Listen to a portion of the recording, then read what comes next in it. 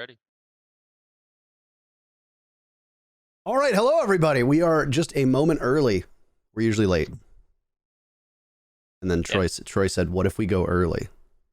Mix things up. Mix things up." You guys, Never saw it what coming. what if we do our next podcast when we promise to do it? Just mix things up. See, because you're expecting us to cancel next Saturday's already. Perfectly reasonable assumption, by the way. We're committed to it. That one is going to be a Charlotte Major recap. It might be a little bit longer than 2 hours. This one is going to be 2 hours, maybe a little bit short of 2 hours. Depends on how the conversation goes. It was part of the whole revamp that we did, right? Was that we don't want it going over 2 hours, but there was no saying that we were going to make it to the full 2 hours. So welcome everybody to episode 27. It's called New Era, and it's called New Era because almost every single league seems to have brand new teams dominating that we'd never seen before. Obviously, both of our home region has some surprises. Just a couple. The topics for today, for those of you that are watching, they're not going to be neatly broken down into 30-minute segments like before, just because we're going to want to spend most of our time talking about the NA League. So for first, probably the hour or so, the next hour of the show is going to be dedicated to the North American League and exactly what happened there. Top teams, underperformers, overperformers, Canadians' own performance, just talking about the team as well, getting a perspective from DZ. And then after that, we're going to just go and touch on the other regions for a moment, because if you've been watching LATAM, you might be confused as to why W7M looks like one of the best teams in the world right now, when I would probably wager most of you in here right now listening have never heard of them prior to, I don't know, a month ago. And then we'll go over the Charlotte Major teams that are confirmed so far, and touch a little bit on the APAC qualifiers as well, because there's still a couple teams in EU that haven't qualified. And then we'll end off with that newly emerging rumors around Ninjas in Pajamas and LATAM. So those are pretty spicy. But first, let's get started with the NA League. As always, congratulations for making it to the Major. Thank you. As always, I like that. As always. Well, I mean, unless you fake retire, you still seem to go to all of them. So I mean, I said me and Rampy are all good, but yeah. I gotta say, I really enjoy that content, and I want more of it. You know, I want more of the spice between you, and hearing you say, "Oh, Rampy and I are okay now," actually upsets me. Because I didn't say anything in that content piece. I'm pretty sure in that content piece, the clip of me, like, they asked me the question. They're like, "What do you think of people that say, like, there's like pros that think it's time for you to step down? What do you think of that?" And that was like the clip of what I said was in response to that. And it wasn't like they weren't saying SSG, they were saying pros in general. I don't know who said it. I'm assuming Yardy was one of them. And then why would he say that? Why would Yardy specifically say anything about you? Wants his impressions. Did you say something about him here on a podcast, maybe? Probably. But he also wants his impressions. Oh, absolutely. I mean, he tweeted, was it like yesterday or the day before, being like, "Oh, Surf got fined $40,000. Exactly. Like, the craziest part is that there were people who like bought it. I know. Like $40,000 is more than a team is going to make for an entire year of playing Rainbow Six. And they saw that Yardy was tweeting it, and they're like, "Yes, this is trustworthy." We saw a Yardy tweet, and we didn't critically think at all, right? We just saw it, and we're like, "This is true." Essentially. I mean, hey, Beastcoast been doing well. No, they have been. But 40K is a lot of money, and I beg, insane amount. I beg people on the internet to gain some perspective. Like, you think they're finding? No, they'd find him like $1,000 max. Like, even when Fabian got media banned at Raleigh, like when he said, did he even get fined? He did, apparently, but they just docked him. They just docked his earnings. Yeah, so it was like, I think it was like $2,000 or something like that came out of like his earnings for the Raleigh Major. But it's like, they finished second. Like, they're making a lot of money. He's not even going to notice the $2,000. Yeah. Right? Like, yeah. So, and he literally said fucking shit on a broadcast with significantly higher viewership than Surf flipping off a camera. Like, the thing is like you could see the way Surf did it. It was just like this guy, like he thought he was being hilarious, and you're like, what the fuck's he do? Like, Okay, I don't but know. Like you could tell he had no ill intention. Don't get me wrong. I know you shouldn't have done it. But I'm saying oh, I don't like care. I it's think it's not fine. even exactly. But like I don't know. Just like the context of how he's doing it. Like he wasn't even looking the whole time. He's like trying to get his boys to look. He's like, "Yo, look! I'm giving the camera the finger." Like, come on, man. Dude, it's just leave it to a bunch of like early 20-year-old video game esports cyber pro man to think that giving the middle finger to a camera is this earth-shatteringly unique concept. Like nobody's ever done this before. Check it out. I ain't seen this one before. A trendsetter. It's like, yeah, okay. They fined a couple people in Overwatch League for doing it too. I remember that. And it's like, imagine Overwatch, they didn't fuck around. No, Overwatch, they did not fuck around at all. No. They were finding people just for swearing in comms, and like comms weren't even public or something. Like, yeah, I just remember seeing like fines all over the place there. I remember there was a rumor at the beginning when the player handbook went out, where it was like they disallowed pro players from playing more than 2 in a stack in ranked. So if you played for one of the teams in Overwatch, you could not queue up with more than one other pro, period, to go into ranked. Wow. Which, to be fair, I can understand the logic behind it, because it's like you don't want to just be some random like high ranked player. You're just some random grandmaster, right? And all of a sudden you end up in a 6 stack playing against like the Philadelphia Fusion. Like you're probably going to get slaughtered. That's not fun.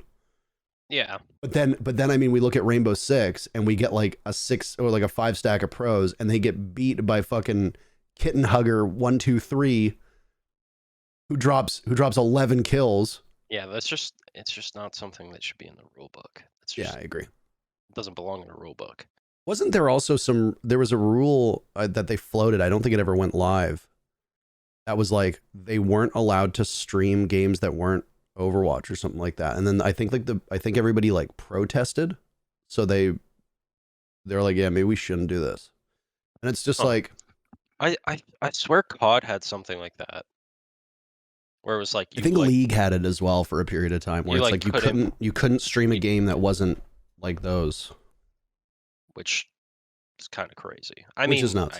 I guess I get it, but like it's still crazy. Yeah.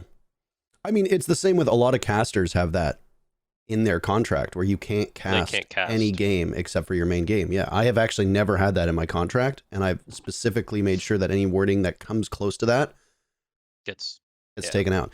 One time they tried, and I was like, okay, well, you're gonna like double my salary then, because this is basically all the money I can make this year.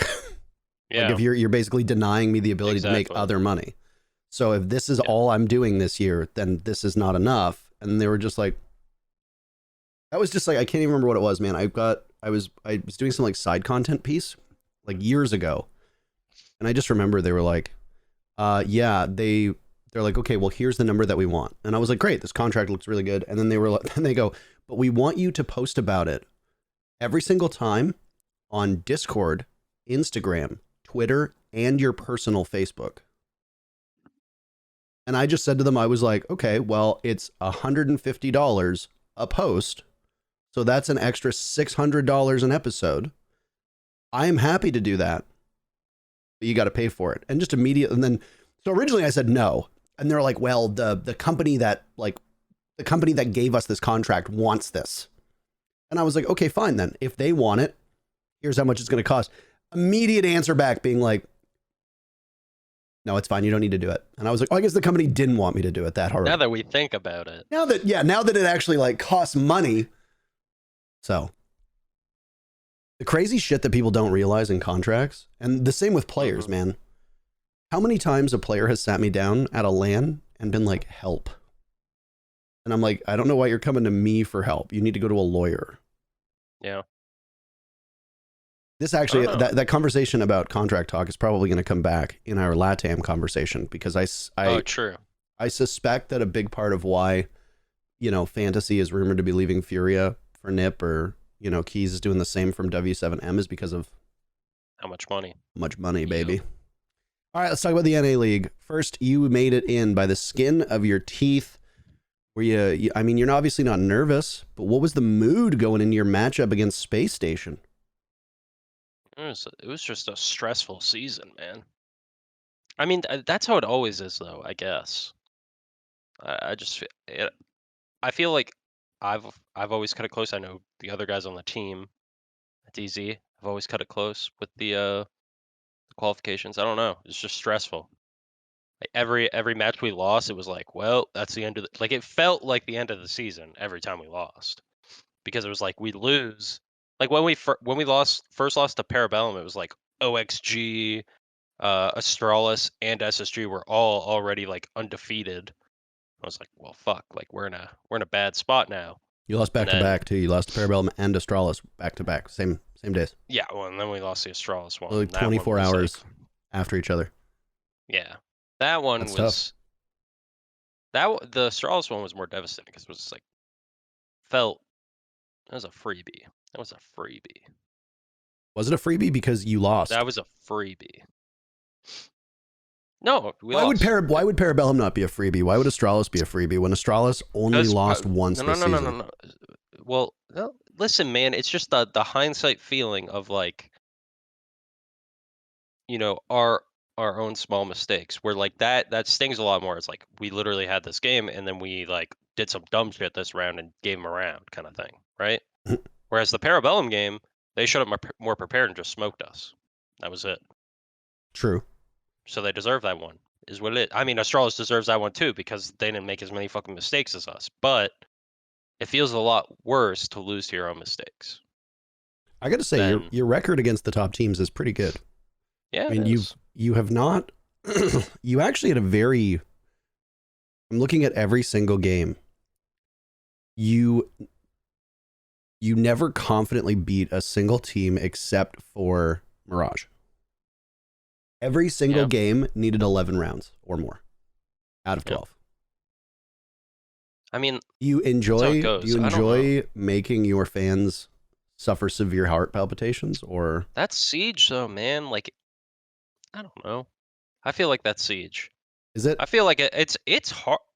I'm shocked by how often a team gets beat that bad.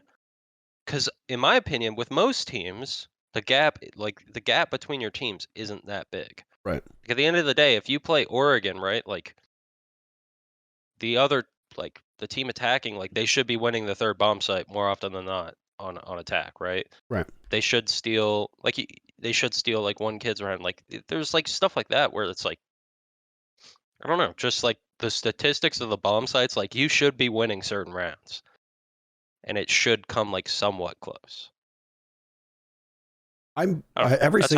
Every single stage we say the same thing. We always say, "Oh, well, this is the most competitive NAL we've ever seen." Every single time, and I use this as a cop out because half the time I don't want to think. People will ask me on Twitter, on various things of social media, "Oh, who do you think's the favorite for the major?"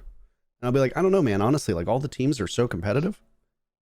And then in all reality, it's like, yeah, there's some real stinkers, but it gets kind of tiring. Every single time I'm like, yeah, whatever like fourth place NA team is probably going to get slaughtered. And same with like Cyclops. And then we'll see from like there. But my neighbors decided to just start cutting the lawn, by the way. So I might have to get up in one sec. But I was talking about how you did against the top teams. I mean, obviously your best result was a 7-3 against Mirage. Everything else was like 7-4 or tighter.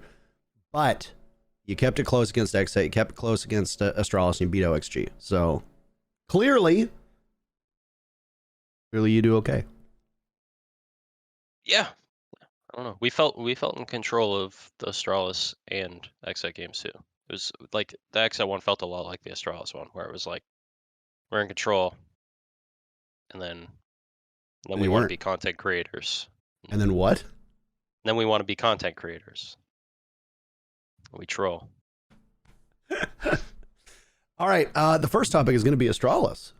So I've said on this podcast, and I've said on my own podcast before, like my own stream and whatever, that I honestly thought that Astralis's core of J90 Shuttle, J90 Iconic, and And DP Fire could very easily be the core of a top 4 NA team, but they needed a better supporting cast. There were times where I was very skeptical of Shuttle, because Shuttle has always had consistency issues. Go all the way back to Elevate, and there are games where it's like Shuttle will just show up and he's just completely unkillable.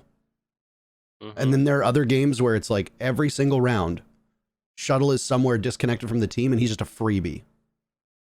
And it's round 7 and Shuttle is 1 and 6. And you're like, okay.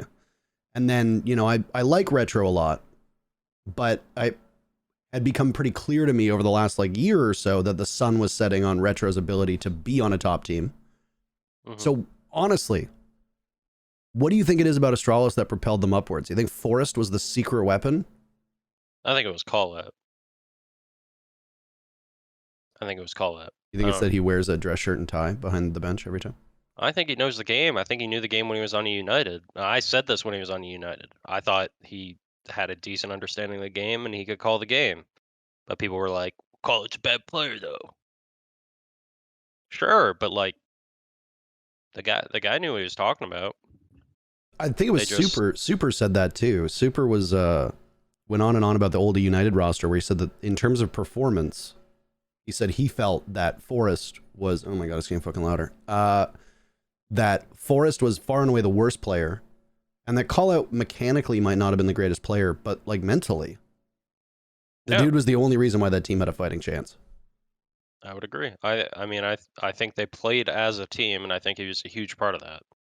But yeah, the problem with Astralis always was that they were like very repetitive, very predictable, very slow, all that, and Call Out had to have changed that because now they play really fast, just a lot more unpredictable, just a lot different overall. And like that's, I mean, it has to be in large part his doing. I'm sure, you know, players have stepped up in different regards to like make that happen, but he had to have been, you know, helping push that. Yeah, the one thing that I've noticed out of every single Astralis match that I've either casted or watched is that they trade really well.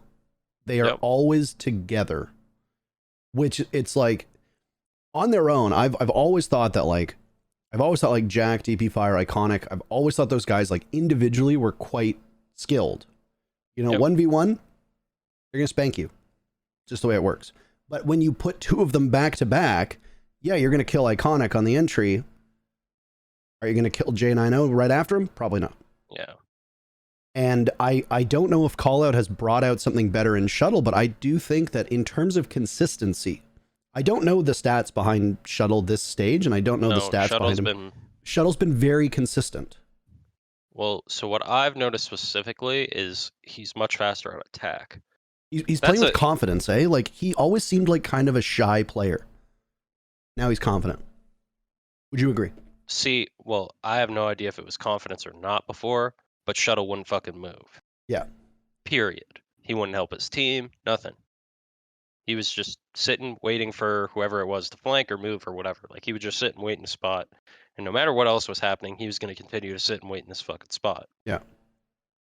Keep in mind, Shuttle literally came to age in Rainbow Six playing on a team with Skies and Laxing. Very true. So, I mean, it doesn't give you a ton of room there. When you've got Skies and Laxing playing with Shuttle for what, like 2.5 years, 2 years or something like that. Yeah.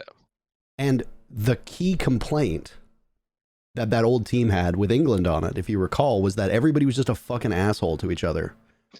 And it was like Skies and England would just like fucking scream at each other and be rude to each other.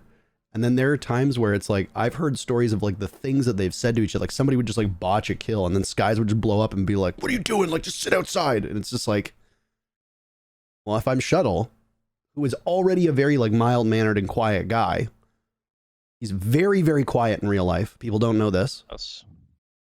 Like, I could see that affecting your mental. And now he's playing with a bunch of fucking dumbasses. Like, they're all just a bunch of goobers in the best way. I'm admittedly, I'm a big Astralis fanboy. I gotta say this. I am very happy that the team is doing well. I like the personalities on the team. I think I'm very high on them. But it's just like, I can imagine like old man Shuttle, who's just been on teams that just leave him out to dry, and now he's just got a bunch of fucking like G-fueled animals swinging from the trees, killing everything, and Shuttle's just like, yo, I'm in it. Maybe the thing is though, like that team, the only thing that changed is Forrest came in and Caller came in. Like, yep. So they were not playing like that before. I'm telling you, they were the slowest team in the league by far. No, they have 4 of the same players. They never looked like they knew what they wanted to do. Like you could say like G Fuel, whatever, swinging monkeys. They needed the change from their coach, whatever, the vision of how to play the game, and for them to be pushed to play the game that way. I even see comments about like Shuttle's role changing it. Shuttle used to play top down on the team, and he was slow as fuck. I'm telling you, it's literally just philosophy change on attack. To back up what you said, Super just typed in chat, Astralis was the 3rd best attacking team last year, but the 8th slowest. Yeah. You were correct. You were correct, by the way. Yeah. Also the 8th fastest. Very true. Because it works that way. I guess. No shade to Easley, obviously, because we love Kevin. I think he's great. But I think when you have former players that want to get into coaching, I think there are certain skills that are needed from a coach that are not always present from a former player. Like if somebody like Easley, who's played at the Six Invitational, 2 or 3 times, he's played at like half when he was active. He played at like half of the like regional finals. The dude is his stats are unimpeachable and his history in the game is unimpeachable, but that does not necessarily mean that he's going to be a good coach. Somebody like Call Out, the one thing that his opponents and his teammates have said about him is that regardless of his ability in the server, his mind in the server and his mind outside of the server is almost unmatched. And I mean, they say the same thing about Super. Super will go 1-8, but his team will still win. And it doesn't really matter that he played poorly. I mean, obviously it's not great that his stats aren't good, but to say that he played poorly going 1-8 is incorrect because the things that he brings enable the rest of his team to do well. Obviously this stage notwithstanding. So I just like, I don't like when people are like, oh, you know, so-and-so's not a good player. And it's like, mechanically, maybe not. You've had your own fair share of bad mechanical plays, but you've won 2 world championships. So I don't think people could ever turn around and be like, Troy's a bad player. I say it because I think it's funny. People definitely say it, but yeah. I'm sorry, you are fraud-Nadian. That's me. That's you. Yes. Oh my God, dude. I obviously sat out NAL this week because I thought my appendix had burst. And then I'm sitting at home watching the games just like a normal Randy. Mm-hmm. And just reading Twitch chat. And what's like when you were playing SSG, it was like fraud-Nadian, fraud station, fraud and cold. And I was just reading Twitch chat and I was thinking to myself, like, I really do wish my appendix had burst because then I wouldn't have to fucking be here reading this garbage. People say ridiculous shit. I was just like, God, the one time that I was praying for an organ of mine to just blow up inside my body. Like, but, now chat's getting in on there. Fraud, yes, fraud-Nadian. Have you ever read, cold. Man, have you ever read, the game threads or the post-discussion threads after a LATAM match? It's all like, La Mickey League, La Mickey this, La Mickey that, and I blame Demo 100%, but I just read that stuff, and I'm like, man, we are so stupid. Just like, anyway. It's just terrible. The way the lingo has evolved. Yeah. I enjoy the Mickey Mouse bullshit. Lame Mickey everything, I don't know. It's funny now and then. Yeah. It's like ratio. Sometimes it's really fucking like sometimes I'll see a ratio that catches me off guard and I'll fucking laugh at it. It's the same with the fraud stuff, yeah. Yeah. Oh, I'm sorry. Do you not like repeatedly being referred to as fraud-Nadian? Can't say I do, but I mean, it doesn't hold up. It is what it is. What are your let's go over to Siege, GG, NA League. Let's look at your stats for the season and see. Are you are you certified CGG fraud has to do me a Canadian? favor. Here, let's real Oh, quick. no, hold on. CGG has to do me a favor and add on the stat page just one additional stat. Okay. Average placement. Average placement. Yeah. Okay, so let's see. Because you are a I'm pretty sure you are a 0.89 rating, a -42 with a KPR of 0.56. Your most played operators are Flores and Kaid. Have I not been watching these fucking games?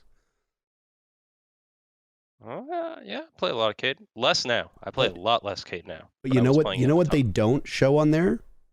Times qualified for majors. You did it. And by the way, because you qualified, average placements. By the Super just said -42. Are you looking at me? Actually, that brings up a very good point. What are Super stats? Almost as bad as Bolo's? Super is -109. So that's a thing. Okay. Anyway. They're pretty impressive. To be fair though, those are your stats. Those are actually your stats for the last 7 months. Why do they do this? Okay, where are you right now? You're actually not that bad. Super's -44 this season. This season, you're only -6. You're actually not bad. Yeah, I had a decent season. You're actually doing better than other than the Parabellum game. The Parabellum game I got smoked. Was that full fraud Canadian? Yes. Yeah. Yes. That map fraud Canadian. There's 3 of you. There's regular Canadian. It's fraud Canadian. And then big bad Canadian. There you go. There's 3 of you, and it depends on which one's going to show up.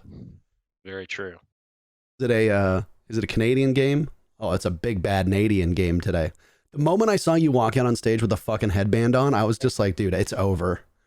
Well, no, I was on the stage and I was sitting there and I was just thinking in my head, I was like, this doesn't feel right. Cause like I was in the fucking zone coming into that game. And I just like, I always have it in my backpack. It's actually like the headband. I think I have one. Oh no, you have it in reach? No, I don't have it up here. I packed it, whatever. It's already in the bag for Charlotte. It's actually like a hand towel that's like you apply water to it and it's got like cooling technology. Yeah, I'm serious. It actually works. I'm not joking. You have one of those pink Himalayan salt lamps that you put down next to you to remove negative ions from the environment. Apparently, it was like intended to be like some athletic, like that was the target market, right? Like athletes, people working out, all that. Yeah. Turns out, its real target market became elderly women on menopause because they were out gardening, got really hot, cooling technology. It works though. It actually does.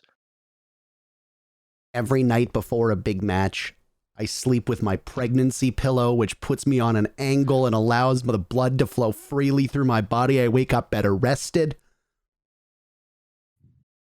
Hot Flash Canadian. That's a good one. See, there you go. You are Hot Flash Canadian now. I guess so. Yeah. It has menopause cooling techniques. I keep it in the backpack just in case. And it was hot and I was like, I might need to do the cooling technology, and I pulled it out. I was like, I'm just wearing the headband. Yeah, the moment I saw the headband on, I was like, it's fucking over. Oh yeah. I was like, dude, SSG's not even gonna be able to fucking lick around. Like they're done. They're gonna see it, and it's like you're gonna get in the fucking server. You're like Rambo, just gunning them down. Man. But what I was gonna say something about stats because we're talking about stats. Well, yeah. And I noticed it in it's not our last 2 matches, our Xset match and our SSG match. Mm-hmm. If you look at the stats, and playing the game, like when you play the game, you can tell when your team feels in control of the game. Right. Now maybe the other team's gonna come and tell me that. All right. You want to know? You want to know the stats? Both of those games. You want to know the stats? We felt very in control, and both. No, I'm saying both those games, the SSG game and the Xset game, statistically, we were not even fucking close to the other team. SSG's ratings are way better than you in that game. Yes. Yeah. But felt very in control of that game. Do you know who has the best cost in the league right now? Vert. Goddess. Oh, well, I didn't even think of that. I didn't even think of that. There you go. 83 cost. She fucking plays. She comes in Lauren. one game. She comes off the bench. The fucking assassin. She comes in. She plays one game, and she's like, "Boys League? No. Let me show you boys how it's done."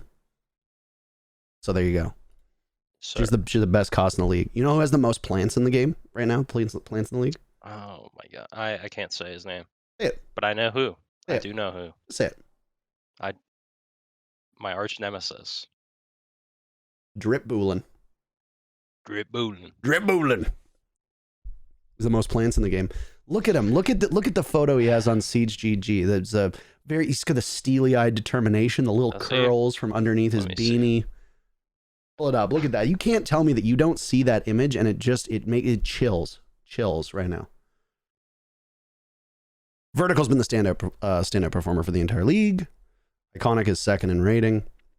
It's actually a very diverse league. Like if you look at in terms of the teams, there's a different team represented. The top 5 in ratings are all on 5 different teams. Same with KD.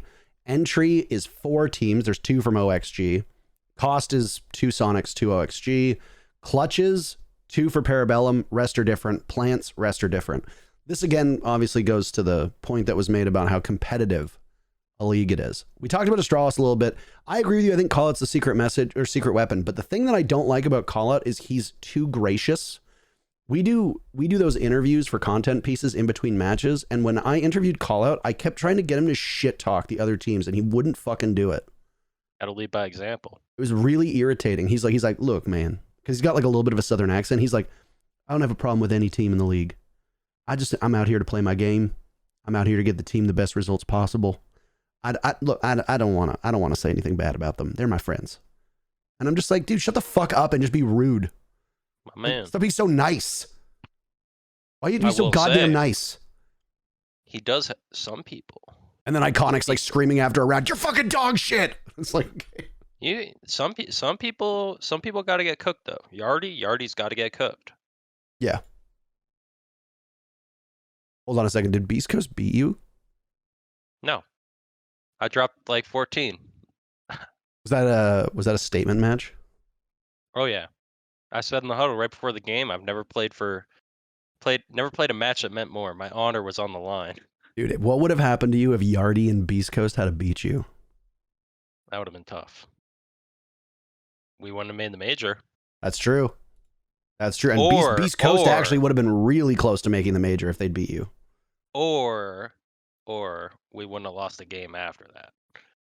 I honestly think that if you'd lost to Yardy after all you said. I think if I lost to Yardy, I actually think we wouldn't have lost a game after that. I think I would have been so fucking pissed off. Really? I feel like it kind of goes the opposite way, where it's just like mentally you crumble. No? Do I do that? Slash said that mentally that they won the game. Probably. They did. Yardy's probably in the shuttle over being like, dude, I know Troy's shaking. He's shaking. But this is a career ender here. But mentally, we won the season because he lost and got eliminated from the major by Christian E Central Stats Guerra. Imagine that. Imagine that. You go up against Mirage, their superstar goes out, their coach comes in, and fucking ruins your major chances. Okay, but to be fair, have you seen how Mirage has been playing with Guerra on the team? I have. They've been playing better. They've been playing it's because they've been playing like idiots. So many of those rounds are just unstructured messes where they just overrun you and you have no idea what to do. And they're just bringing a blitz every other fucking round. And it's like the problem with a team like that, and if anybody's been the victim of this, it's been you. When teams pull their brains out of their skulls, it's good for like a couple games because you don't know what to do with it. Yeah. Are you going to counter strat a team that don't have any stats? It depends. I learned my lesson on that one. So. Yeah, I heard Brazil's real nice this time of year. Yeah. Hey, I learned my lesson long ago on that one. I think once you're well aware, once you learn that lesson, you should be fine. I'm confident against teams like that now. Sure, it's not fun. It's fucking scary as hell playing against a team like that, but I definitely think you can control it if you're more aware of it. Melted looked really good in both those matches. Razor is a very talented player, and I'm eager for him to get back. But I think it really showed that you can unleash Melted as well. And I got to be honest, I like Melted because I've known him for a long time. I've known him for like years because he used to play in the King George stack. Nice dude, super cool guy. But he always was overshadowed on Parabellum, and I gotta be honest, I was a bit of a doubter. I was like, yeah, he seems like a reliable player for like maybe like a middle to lower pack team.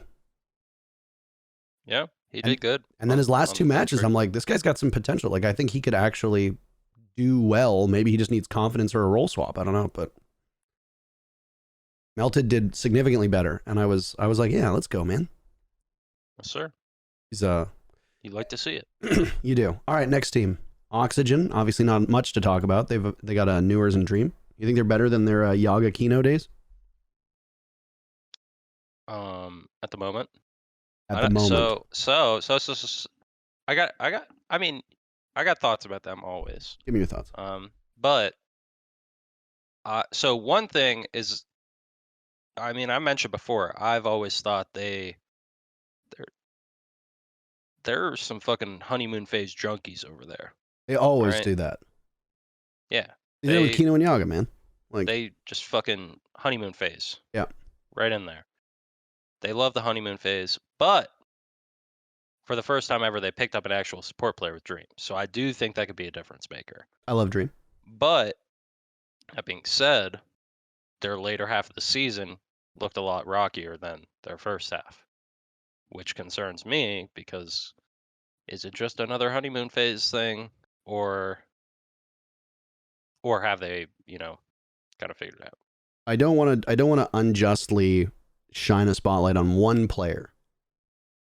But you say that the latter half of their season, I wouldn't even say it's the latter half of the season. I would say their last 3 matches did not look as strong. And I think that's because all 3 of those matches, Newers played very, very poorly. I'd say the latter half, because it was even the 2 before that. They lost to SSG, and then they played Parabellum on Cafe, and it was way closer than it probably should have been. Like they beat Parabellum 8-6. They literally had to claw it back, though, too. Yeah. I think they were down 6-3. Yeah, so they... Something like that. So their first game was a 7-4 victory over TSM. That was before we found out that TSM were check stealers. They beat Astralis 7-3, which is a very impressive score, given what we come to expect. They beat Beastcoast 7-2, which I don't think is that impressive, just because Beastcoast was still finding their footing. I mean, Beastcoast beat Parabellum 7-5 and then took you to max OT, but at the same time, like, I think expectations for Beastcoast is like not that they're going to be able to keep pace with the top 4 right away. I think the Beastcoast roster has lots of potential, but I don't think immediately you're like, yeah, they're beating OXG. Yeah, they're beating Astralis. This is normal. So that one's kind of like, whatever. I don't think you can gain a lot from that. They beat Mirage 7-2. No offense to Mirage, but that's been a pretty similar scoreline for them. Lost to SSG 5-7. And that was the middle point of the season. So this is when you say it starts to go downwards. But they also have a significantly harder schedule. True. Like, they had like a significantly easier start to the season than they did end of the season. That's true. Like, and like I said, Newers also had his stats for the last 3 games of the season were not great. And he picked it up at, what was it? What match was it that he picked it up in? I think it was the Soniqs match. He like finally woke up, but no. Might have been Soniqs match was the one he started 1-10 or 0-10 or whatever it was. Yeah. So the Sonic, and then he finished with like 8 or 9 kills though. Did he? I think so. I thought he finished with like 3. I don't remember. Whatever one I was casting, he seemed to pick it up. He finished with 4. He finished with like 4. Yeah. So I mean, at least he did all right. Seth when you're 1-10. Seth is also right. They definitely. Yeah. They had like 4 rounds where it was just like. 5v2 or something. Yep. Welcome to the NAL though. So you think? True. You think that they've got an actual support player in Dream? Vert's been having a career season. Yes. I've always been a Vert fan. I always thought Vert's nasty. So, I don't know. That's not surprising. I think when Vert's not having a good season, I think it just means that the team plays off. You gotta be setting that guy up. Like you just gotta be. We always talk about Laxing's weird style of play. He hasn't been playing all that. No, he's been playing very normal. Changed his play style. Yeah. He's definitely more normal. It's still not. He's still got his flair, quirks. but he has quirks. Much more normal. Yeah. I would agree. The team used to have like Foxay liked to play for himself often and would kind of do his own thing. Lax was Lax, and I feel like they're both playing a lot closer with the rest of the team, which is nice. I would agree. I think that a player like Newers is an interesting one because he was very low on everybody's radar for a long time, and then he gets picked up and people, like look at Yaga and Kino, and it was like they talked about Yaga for like 3 fucking years until he finally made it to pro play, right? Like Kino was quite highly touted as well, and people were like, "Who's Newers?" Yep, I guess he's getting there. I don't know. Mechanically, he's nasty. I will say one thing about Yaga, and I didn't notice this until he was on Xset, but I've been very impressed by Yaga this season. And I think it's because he's been he's like their flex basically on Xset. Because like the team that's around him, right? Like he's like basically like a veteran for that team, which is fucking crazy to say. But in terms of that team, he's like a veteran. Yeah. But he's been playing like the flex, and I think he's a very smart player, just from like how I've seen him play the role. Yeah. And yeah, been pretty impressed. I want to clarify one thing. And that was one thing that also like I wasn't sure about Yaga, because when I saw the replacement of Newers, I was like, okay, yeah, like guy that could shoot for a guy that could shoot, whatever. But yeah, now I'm seeing like Yaga might have something that I don't know if Newers is replacing that. But that being said, I don't know if Yaga was really ever on that role on OXG. They just had him, playing Finka. Right. I feel like there's very limited skill expression with Finka. Like Well, like mechanically, yeah, but like there's nothing, it's just that's the fucking cookie cutter entry role. It is. It's what used when I to be say Ash you can't really Finka. express your skill and you go, yeah, it's very cookie cutter. We are agreeing. Hope you understand that. Well, I mean, you can express your mechanical skill with all 100 of your bullets. That's not what I meant. Okay. What I meant is that the role that you That's play on, the operator that you play on, there's not. You're being a jackass. You know what I'm saying. I'll drink my water. Okay.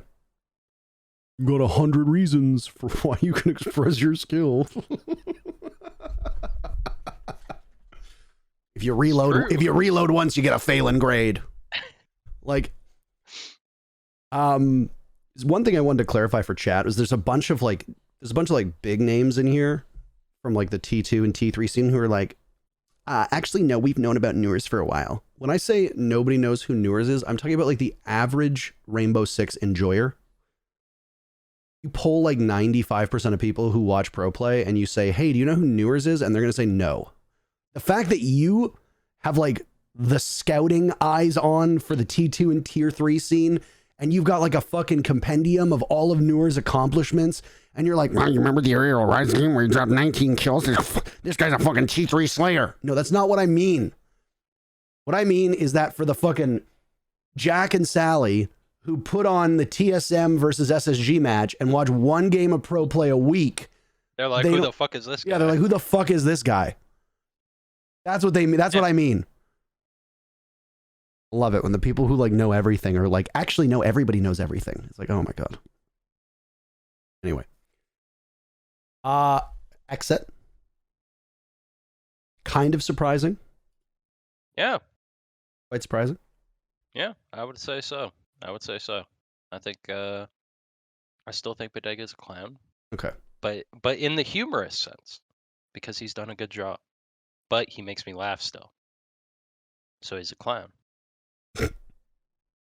He put his money where his mouth is, I gotta say. Like the guy talked a big game.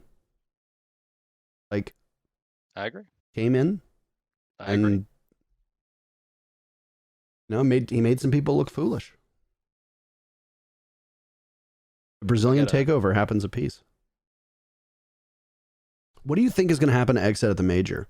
Because they are, I want to say that they're the least experienced team on LAN, but then people are going to be like, Astralis. And I'm going to be like, okay, that's fine. But I also think that Astralis just as a team has been around longer. So I think they'll be okay. I don't know. I mean, yeah, I guess as a team, yeah. But Xset does technically have more experience internationally. I know, because of Kino and Yaga and Spirits. I know. And yeah. Bodega. Yeah. I know, so, people are going to do the and it's like, oh my God, shut up. Very true. As a team, Astralis have been around for a long, long, long time. Have they ever competed at a LAN? No.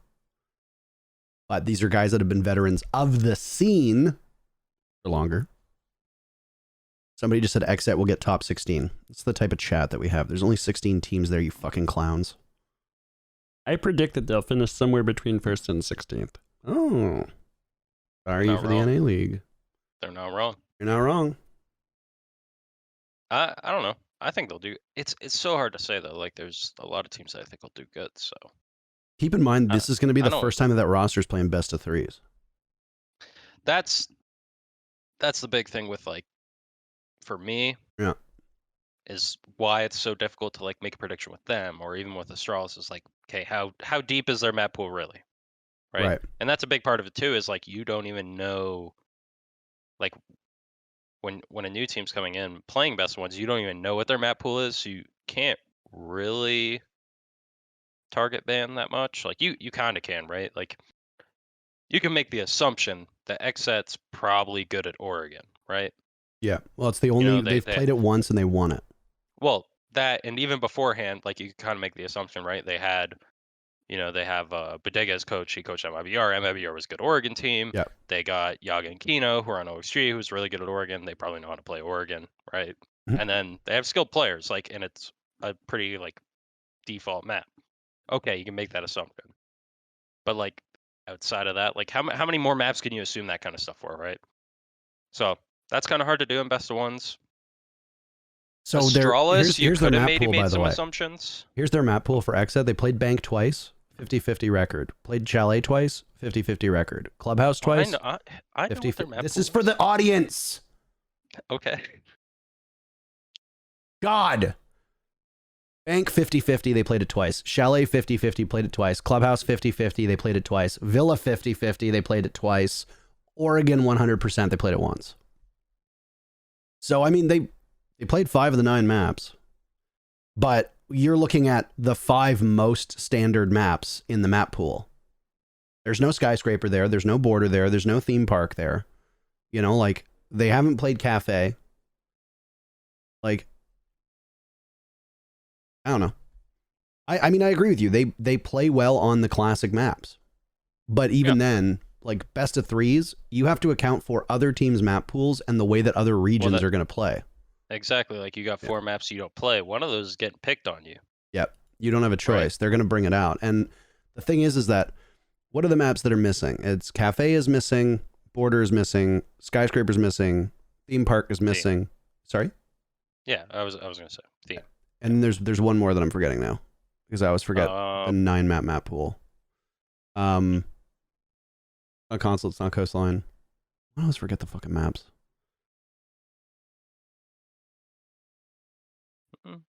What am I missing? I don't know. No, cafe, they played 5 because they cafe, theme park, border. No, they got 5 that they played. They played Chalet.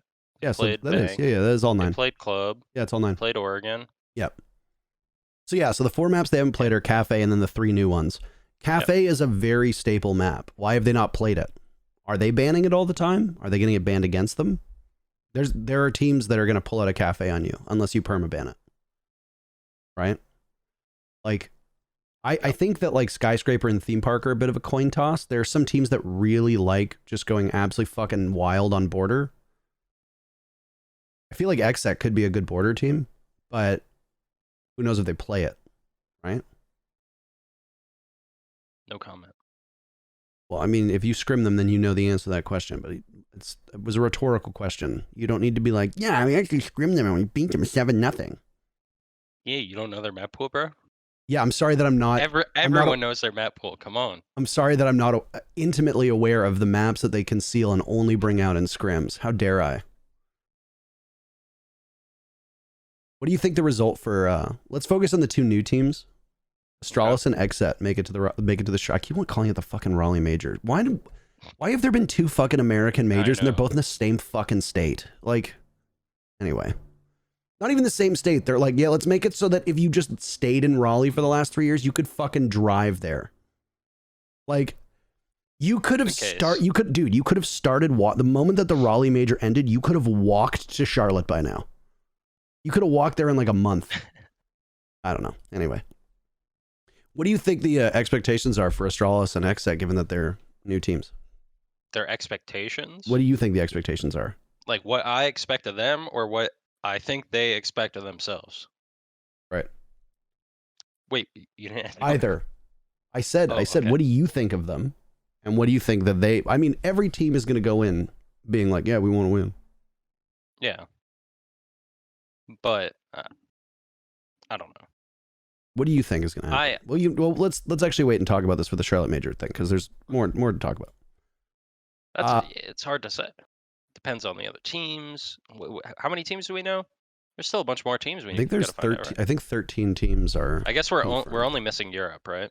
Yeah, I believe so. Yeah. Okay, it's not that bad. Let's take a look. I don't know. Yeah, we got 13. Camera again. I learned this trick from Parker. Better. Wow. Crazy. Yeah, we've got actually. I actually can't believe there are no Korean teams going. I think this might be the first LAN that we've had without a Korean team since ever. Actually, I think a Korean team has made it. I think a Korean team has made it to every single LAN. Yeah. What about first SI? That doesn't count. APAC wasn't a region at the time. Yeah, they were. They were not an officially... So the first SI, they were not an officially supported region. Remember? They gave Envy an invite for... That was it. Yeah. There's no Korean on the team. What was it? First SI doesn't count. I guess after that, yeah, like what? Mantis made it. Yeah. Mantis and Ainz were the first two APAC teams to qualify with APAC as a supporting region, which was... That was Sao Paulo. Season 6. Somebody said SI 2020 didn't have a Korean team. No, that's not true. Is it? Wait. What were the... Nora Ringo and Fnatic was there. I remember that. Was Nora Ringo there? Oh, yeah. No, there were no Korean teams. Yeah, because it was... Fnatic was there. Fnatic was there. Wildcard was there. The Aerowolf team, which was Giants, were there. So yeah, so I guess that was no Korean team. I could have sworn that Mantis had made every SI. That was just bad memory on my part, but... I actually thought they made that one too. Yeah. Somebody's like, no Korean team at Tokonami. We're talking majors. So before we get there, the only other two teams... Well, there's 3 teams I want to talk about still. I want to talk about Beastcoast, just like your very basic impressions, because we had originally said that we thought that they had a pretty decent, like, skill ceiling. And I want to talk about Soniqs and TSM because obviously they both had a very bad stage. Okay. Talk about Beastcoast. So Beastcoast. Trying to slander Yardy too much. I mean, my opinion hasn't changed much. I think Sweater is very good at the video game. Mm-hmm. Still think he's Sweater. I think Surf has a lot of potential. I think Slash is good. I think Anthony's good. And Yardy, I don't think is... I think there are better support options out there. So you mean the person who's planted the most diffusers of anybody in the entire NAL? Just saying. That's what you think? That's what I think. I'm curious what his full stats are for the season. It's my opinion. He's -11, but his rating is positive. Your statistics aren't going to change my opinion. I don't give 2 fucks about statistics. I know the game. Sorry, are you saying that facts don't care about your feelings? And I'm telling you, that shit ain't cutting it. Plants are a team stat. Yeah, exactly. Even Slash is like, yeah, but Yardy's plants aren't that important. Honestly, man, it's just like, I like Slash a lot. Yep. And I want to see him do well, and I want to see his team do well. He's just like a But nice to be guy. fair, I think that they're obviously doing good. Yes. I think you're slightly limited when your heart breach and diffuser carrier thinks he's like a fucking entry. That's all. There you go. I mean, to be fair, so like, Kino thinks that, but like, Kino, Yardy, like, come on, For the people who don't have the visual right? component, they're not gonna have any idea what you just did. But it Wait, was great. Oh, true. That's yeah. fine. That's fine. They just need to come on over and watch it on YouTube and see that you were the scales of justice and the Kino Yardy scale. One was outweighing the other. Yeah. The fact that Beastcoast were in the hunt for the major spot is impressive. That was impressive. It's impressive. Hey man, I don't know. I don't remember exactly what I said. I'm pretty sure all my opinions before were just completely bashing Yardy, not even the team, because I didn't. Oh even, no, you just destroyed Yardy. You called him like a king idiot or something like that. And I Chief still moron, have I think. My opinion on the matter really has not changed much. Mm-hmm. I think the big thing is I'm not going to tweet at Yardy because I know he wants my impressions and I ain't giving them to him. You just give him on here. Yeah, well, yeah, but he's not tagged in here. That's true. Yeah. Oh yeah. He's all about getting tagged. By the way, is there a guest next week? He's not, but I wanted to see the look on your face.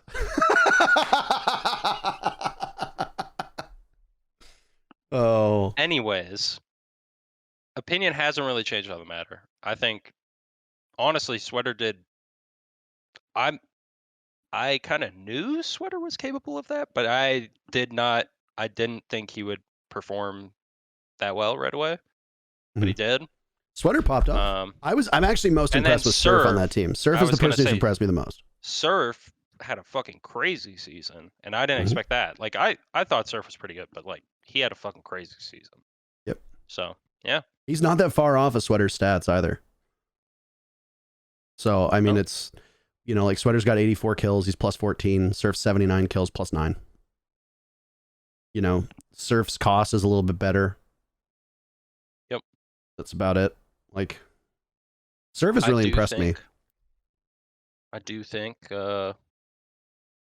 like other newer teams, I think map pools can be exploited. Oh, for sure. After figuring some things out about them, so I think their second stage will be tougher than their first.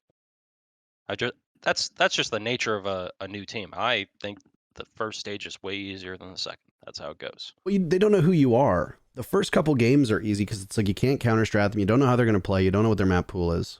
They've got a couple times where it's like against a team like you, or a team like SSG or Soniqs or TSM. It's like somewhat their map pool. Yeah. You know some of their weaknesses, and even if you don't know their map pool, there's 3 new maps that are a total coin flip, right? Like, so. Exactly. East Coast impressed me. The teams that did not impress me, TSM and the Soniqs. TSM, let's start with them. What the fuck happened?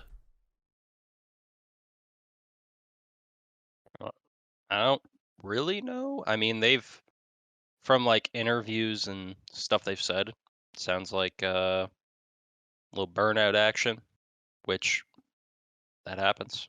Happened to an SSG? Yep. They had a long grind up to SI. They've been going through it the whole year before that, so I could only imagine. Yeah, and not to mention they felt burnt out. But also, I'm pretty sure they took the longest break out of any team after SI, leading up to the new stage, and with the huge map pool changes, with repick getting added. That's like, I don't know. Yeah, it was a big. You can fall behind pretty quickly. I mean, that's what the Soniqs even said, right? Like they prepped for the new maps, they forgot their fundamentals. I also think that there's that mental component to it as well.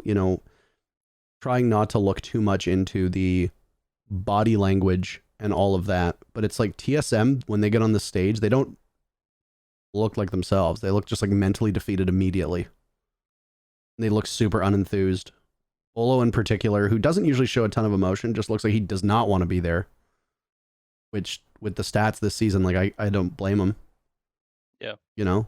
The other thing with Bolo too is that because of how large TSM's fan base is, and a lot of that is his fan base. A lot of pressure. It's a ton of pressure, and I can only imagine what like his streams are like and his Twitter mentions are like after a bad game. Because it's just G2 used to talk about this, and I mean, so you can ask Nick about it. It's like they'd lose a game and it's like their fans just torch them to the ground. Yeah. And those fans are garbage. They're shit and they're not a real fan. Happens to Liquid too in Brazil. It happened to Nip, which is partially why Julio deactivated his social media for like a day or two just to get away from it. Fans are, so those types of fans are super fucking weird. But I agree. But I can only imagine that for TSM, it's like, it kind of compounds it. It's like you lose your confidence and it's just like you kind of get snake bitten. And then a lot of times you try too hard because you're like, oh, we're so bad. And then it's got to reset. I don't like this TSM roster just won SI. This is not a squad that is suddenly the worst in NA. I strongly feel they will bounce back, but look at the start of the season for TSM, right? They lost to OXG 4-7. They beat Xset, which is good. Then they lose to Mirage, which, no offense to Mirage, that was like, people were like, holy shit, that's embarrassing. They lose to SSG. They lose to DZ. At that point, they are now 1-4. They understand that their shot at going to the major is effectively over. Yeah. You know, other than fighting for SI points, which is a very valid reason to continue trying. After that, they go 1-7 to Astralis. They go 2-7 to Beastcoast. They beat Parabellum, and then they lose to Soniqs with the greatest player of the NAL this stage in terms of cost, Lauren Goddess Williams, playing. So Super Seth Hoffman on Twitch. Yeah, whatever he was doing. So, I mean, if I'm TSM, it's just I'm kind of treating the last couple games as like, what the fuck do we need to fix? Let's try to work on this. These are just live scrims at this point. Right? Yeah. I mean, basically, I'm sure they were trying to salvage points, but Oh, of course. it's hard to feel motivated like that. And I mean, even in my experience, it's like after you've played at like big events like that, and especially after you've won them, people even commented on it about me, but like you'll see me play like NAL, like I did it at the end, the SSG match, like when it's like down to the fucking wire, but it's hard to get as into it as you do in an event. I had this conversation with Monty and Doa,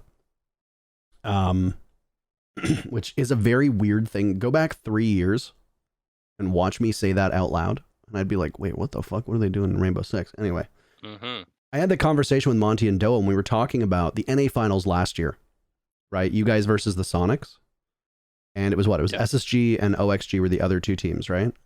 Yep. And we were just kind of talking about it, and they kind of, when they were doing interviews and they were doing questions and stuff like that, they were kind of stressing the importance of it because they come from League where like the LCS finals are actually a huge deal. Look at what just happened. Like, what was it last weekend?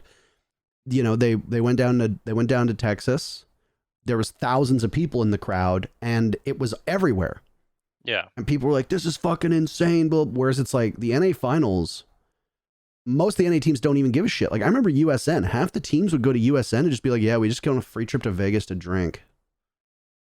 And it's like you'd play in USN and then people would like fuck off and lose immediately. And they'd be like, it's party time. And they just don't give a shit. They couldn't care less. And I was talking to Monty and Doa about it. And I was like, the only team that really seemed to care about the NA finals was the Soniqs. Like even when I talked to you at SI, you were like, yeah, we weren't going into the NA finals with like the expectation to win. Like we wanted to try out some stuff. We were kind of treating it as like a proving ground and to like see how we did and then like prep for SI. And when I talked to SSG and OXG, they kind of said the same thing. They're like, yeah, it's the NA League finals. Like who cares? And Yep. obviously, honestly, Soniqs cared a lot and they made their mark on the event, but it's just like, how do you get teams to care about like NA interregional competition when you look at like League and you have the LCS finals being huge, and then you look at like the NA League finals and teams are just like, we don't care, we just want to go to a major and win. Because it's just like the importance of a major and like the difference of the prize pool there. I don't know. Yeah. I mean, I guess part of it is almost like stigma that's been placed on it, right? Is like teams basically get roasted unless they've won an international LAN, right? Like, Well, I also think it helps that NA is competitive at an international level in Rainbow Six, whereas they are absolutely not in League of Legends. Right? True. So, true. So like, that's LCS finals are pretty much the only thing that NA League is ever going to win. that's true. So, That's actually a very fair point.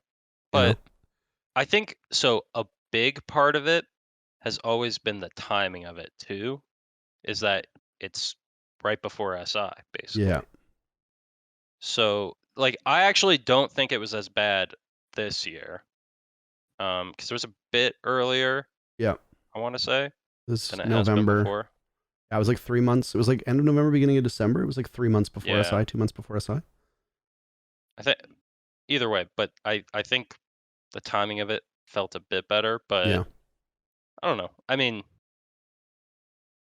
I think teams take it seriously, but it's been like hit or miss. Like there was when I was on SSG, not the USN, because the USN we won. We're a new team. We're trying to prove ourselves. And I will say, actually, the US finals, we lost Soniqs. I mean, like obviously we're trying. We cared. Yeah.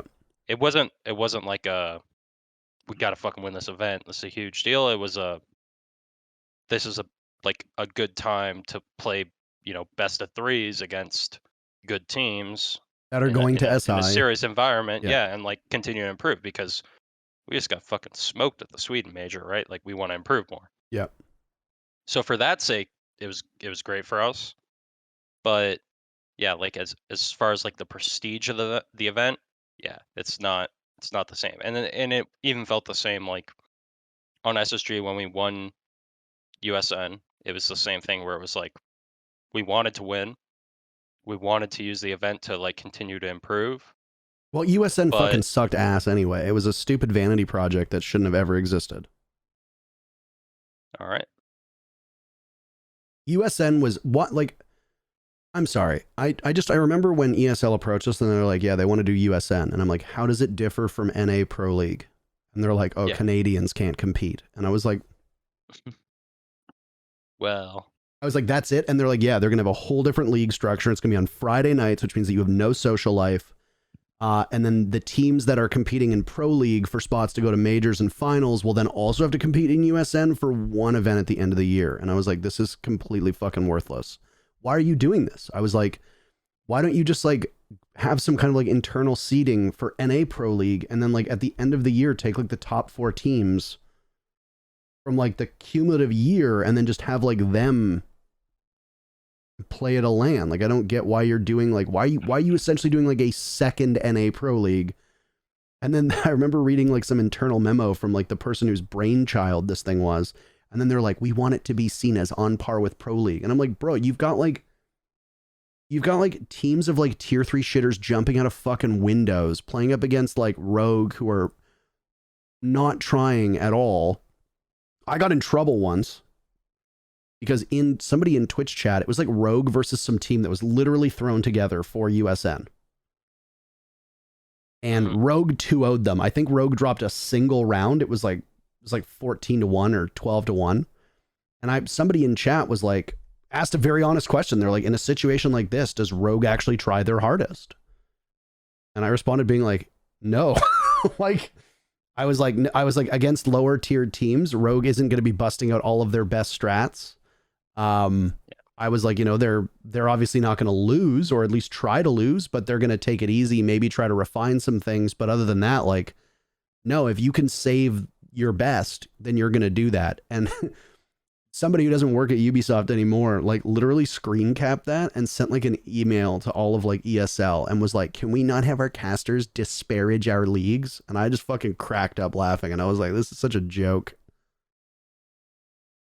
Anyway, USN was USN was a stupid fucking league, and you can quote me on that. I'm very glad that they were like, USN is stupid. Let's just make it be one NA thing again. And I was like, Yeah, so. I would agree. I No, would super. agree. No, he absolutely doesn't. It also, no, it wasn't somebody who's, they're not even in esports anymore. So there was a very short journey in esports. Anyway, yeah, USN was, like the US Nationals finals didn't seem like they had any real like weight to them. And then it was the fact that it was run by a completely different team.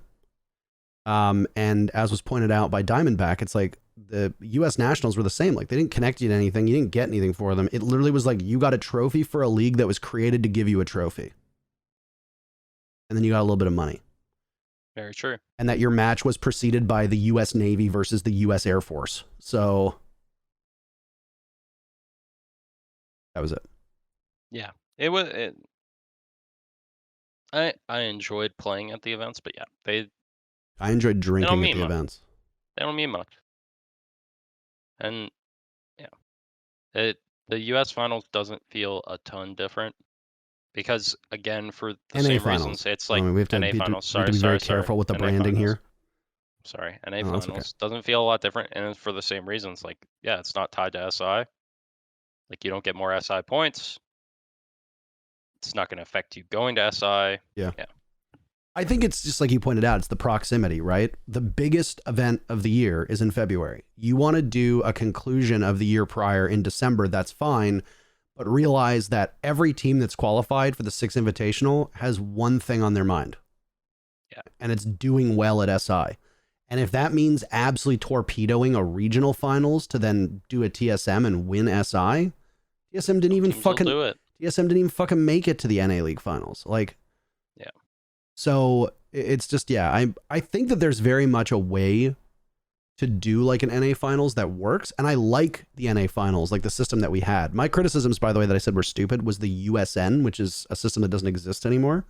The current system that we have, I honestly do think that there is a way for us to make the NA League finals like matter more than a lot of the teams see it. But I just also feel that we have enough events. We have 4 majors a year. Another thing that League doesn't have is 4 huge events. They have 2. They have MSI and they have Worlds. And that's the only time you see like international teams play each other. So anyway. I agree. I don't really want to talk about the Soniqs actually because the Soniqs have talked about it enough on their own. If you just want to give like a passing thought, they said that they played poorly because they focused too much on new maps. Fair. I think the map pool shakeup, I think, affected things, and they didn't look like themselves really. Yeah. I will say that. So, and also, to be also fair, like with Soniqs and TSM performing worse, and then even SSG not making it, like at the end of the day, teams stepped up. Like Xset and Astralis both stepped up and actually played really well. Yeah. Right. And Beastcoast being in the running as well. So, I think obviously that's a part of it as well.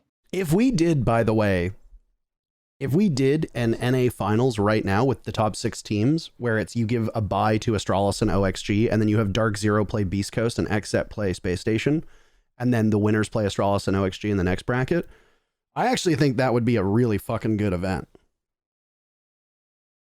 Yeah. I honestly think that. I'm still but sorry. Again, but then again, like the time, like what, timing, we do that right? The timing. We do that right now. We got a major in 2 weeks. I don't give a shit about this then. And there's no neat time to do like a halfway mark because there is no halfway point of the year. There's 3 stages, right? Like there's 27 play days. So when do you choose to do it?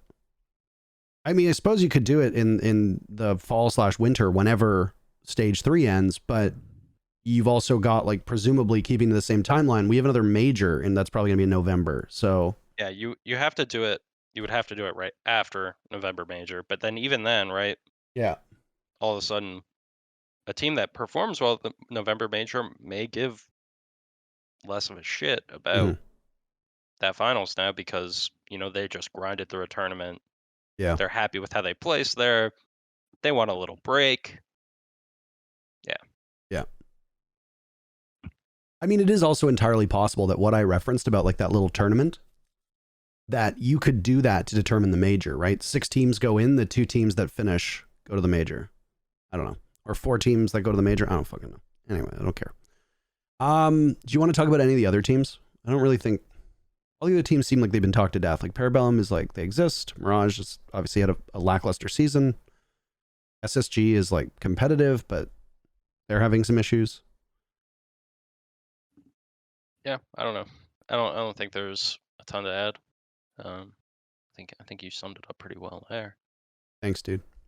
Yeah. So this is time for region roundup. So let's go to the other regions, which I find it a lot harder to keep track of the other regions in comparison to NAL. There's a lot of Rainbow Six now.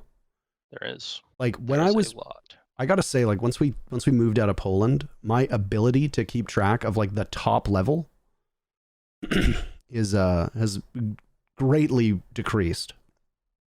Super wants to know if you and Rampy have any sexual tension with each other.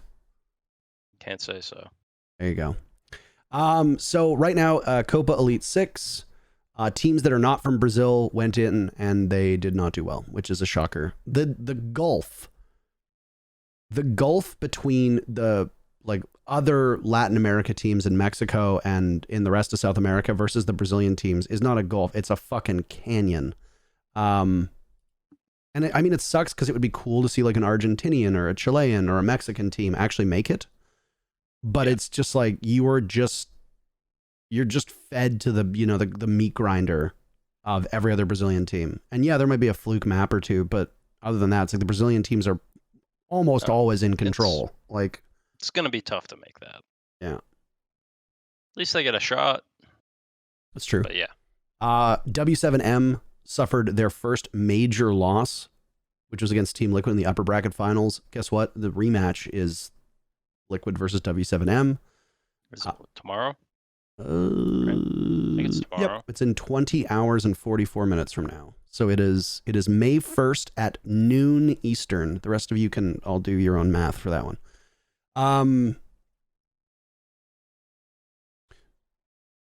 They're like, yeah, Pampas almost beat Furia. And it's like, yeah, except they 7-0'd them on Border's second map, and then Theme Park was a coin flip. But it's true. I mean, honestly, I didn't even follow enough. I think that was going on the same time as our match against SSG. I've always found it tough to keep track of Brazil, and then to make matters worse, you know, they got rid of the English broadcast, which I think is a huge mistake. I understand that it's probably like a budgetary thing. I actually don't know why they got rid of the English language broadcast for BR6 and Copa Elite. It would be an incredible opportunity to give up and coming casters a shot. Like if they, like Jay-Z Wills and Lynx and CDAPS and Cookies have all been yanked in from NA Challenger League to do NA League. And I think all 4 of them did an extremely good job. Why don't you do BR6 English cast? And you know what? Yeah, you can have guys like Demo and XR Troika who already have tons of experience do the cast, but then also say, hey, Jay-Z, Wills, and Lynx, you did such a good job. We want you to do 2 shows for BR6 in English. Guess what? They get better experience. They get better exposure. They increase their own stock as casters. There are 2 very eager voices to lend themselves to the broadcast. And guess what? It makes it a lot easier for us to follow along. But I digress. I hate money, and I hate that things cost money. This is a never-ending loop. W7M has been really, really strong. There are obviously some names that are missing. Team 1 Esports is not your father's Team 1 anymore. Obviously, a lot of teams or a lot of upheaval on that team. It's Lagoatness and a supporting cast. Shout out to him for that, though. Dude, Lagoatness, man. The whole squad up and left him. Yeah. And this man was like, not today. So far, he's the only motherfucker there that made it. Alamau can still make it. Most likely, they make it, right? I don't know what like the situation is there. Isn't there a chance like they lose to BDS, they don't make it? G2 is currently G2 is currently in second place, but Rogue is in 4th with 13 points, and Looking for Org is in 5th with 13 points. It's dependent on those results. Like they'd have to lose to BDS, and then both those teams win. I mean, right? I think round differential is the #1 tiebreaker. So if they lose to BDS and LFO wins and Rogue wins, then G2, Rogue, and LFO all end with 16 points. So then it comes down to round differential. If G2 loses like a nail biter to BDS, let's say they lose 7-5, their round differential goes from a +8 to a +6. If LFO and Rogue win in OT, for example, and only win by 1 round, then Rogue finishes +6 and LFO finishes +4, which means that LFO is out and Rogue and G2 make it. The chances of G2 not making it, essentially 2 things need to happen. G2 needs to get absolutely fucking bodied by BDS and only win like 1 or 2 rounds, and both Rogue and LFO need to win their matches. Oh, so they have to get bodied. Yeah, so the likelihood of G2 missing the major is very, very slim. Okay. It's possible, because then what would happen? BDS. What would happen is BDS beats G2 and BDS finishes second. Rogue plays Heroic. Heroic isn't really playing for anything at this point, so Heroic could just sandbag and give Rogue 3 free points. And then LFO is playing Pones, and Pones are fucking awful because Team Empire decided to make the dumbest move I have ever seen in Rainbow Six history, which is drop the 2nd best roster of all time. But I don't want to get into that. I guess I'm just gonna get mad. So it's almost surety that LFO is gonna beat Pones because Pones are fucking terrible. So LFO is gonna win. How much? By how much? That's the question. If G2 loses to BDS and they get bodied, and both Rogue and LFO win their matches and do really well, then G2 cannot make it. But the likelihood of G2 missing the major is like, you're going to need to thread the thinnest of needles for G2 to somehow not make it. Also, some people got really angry when I was like, yeah, Empire's the 2nd best roster of all time. Somebody was like, no, the Penta roster was number 1 and the G2 roster was number 2. And I'm like, they're the same fucking rosters, you dimwits. Holy shit. Some of these, I honestly think some of these people don't have brains. It's literally just like a half-baked potato in between their ears. Anyway, Heroic. Have you watched any of Heroic? Let's talk about them for a second. A little bit. Honestly, I think EU is probably the one I've missed, like haven't been able to watch the most. I mean, I guess that in APAC. Yeah. I've watched Brazil the most just because I think they play on Saturdays are one of their days, right? Yeah. So I have a day off, so I get to watch, no problem. But EU ones I've missed a bit more of.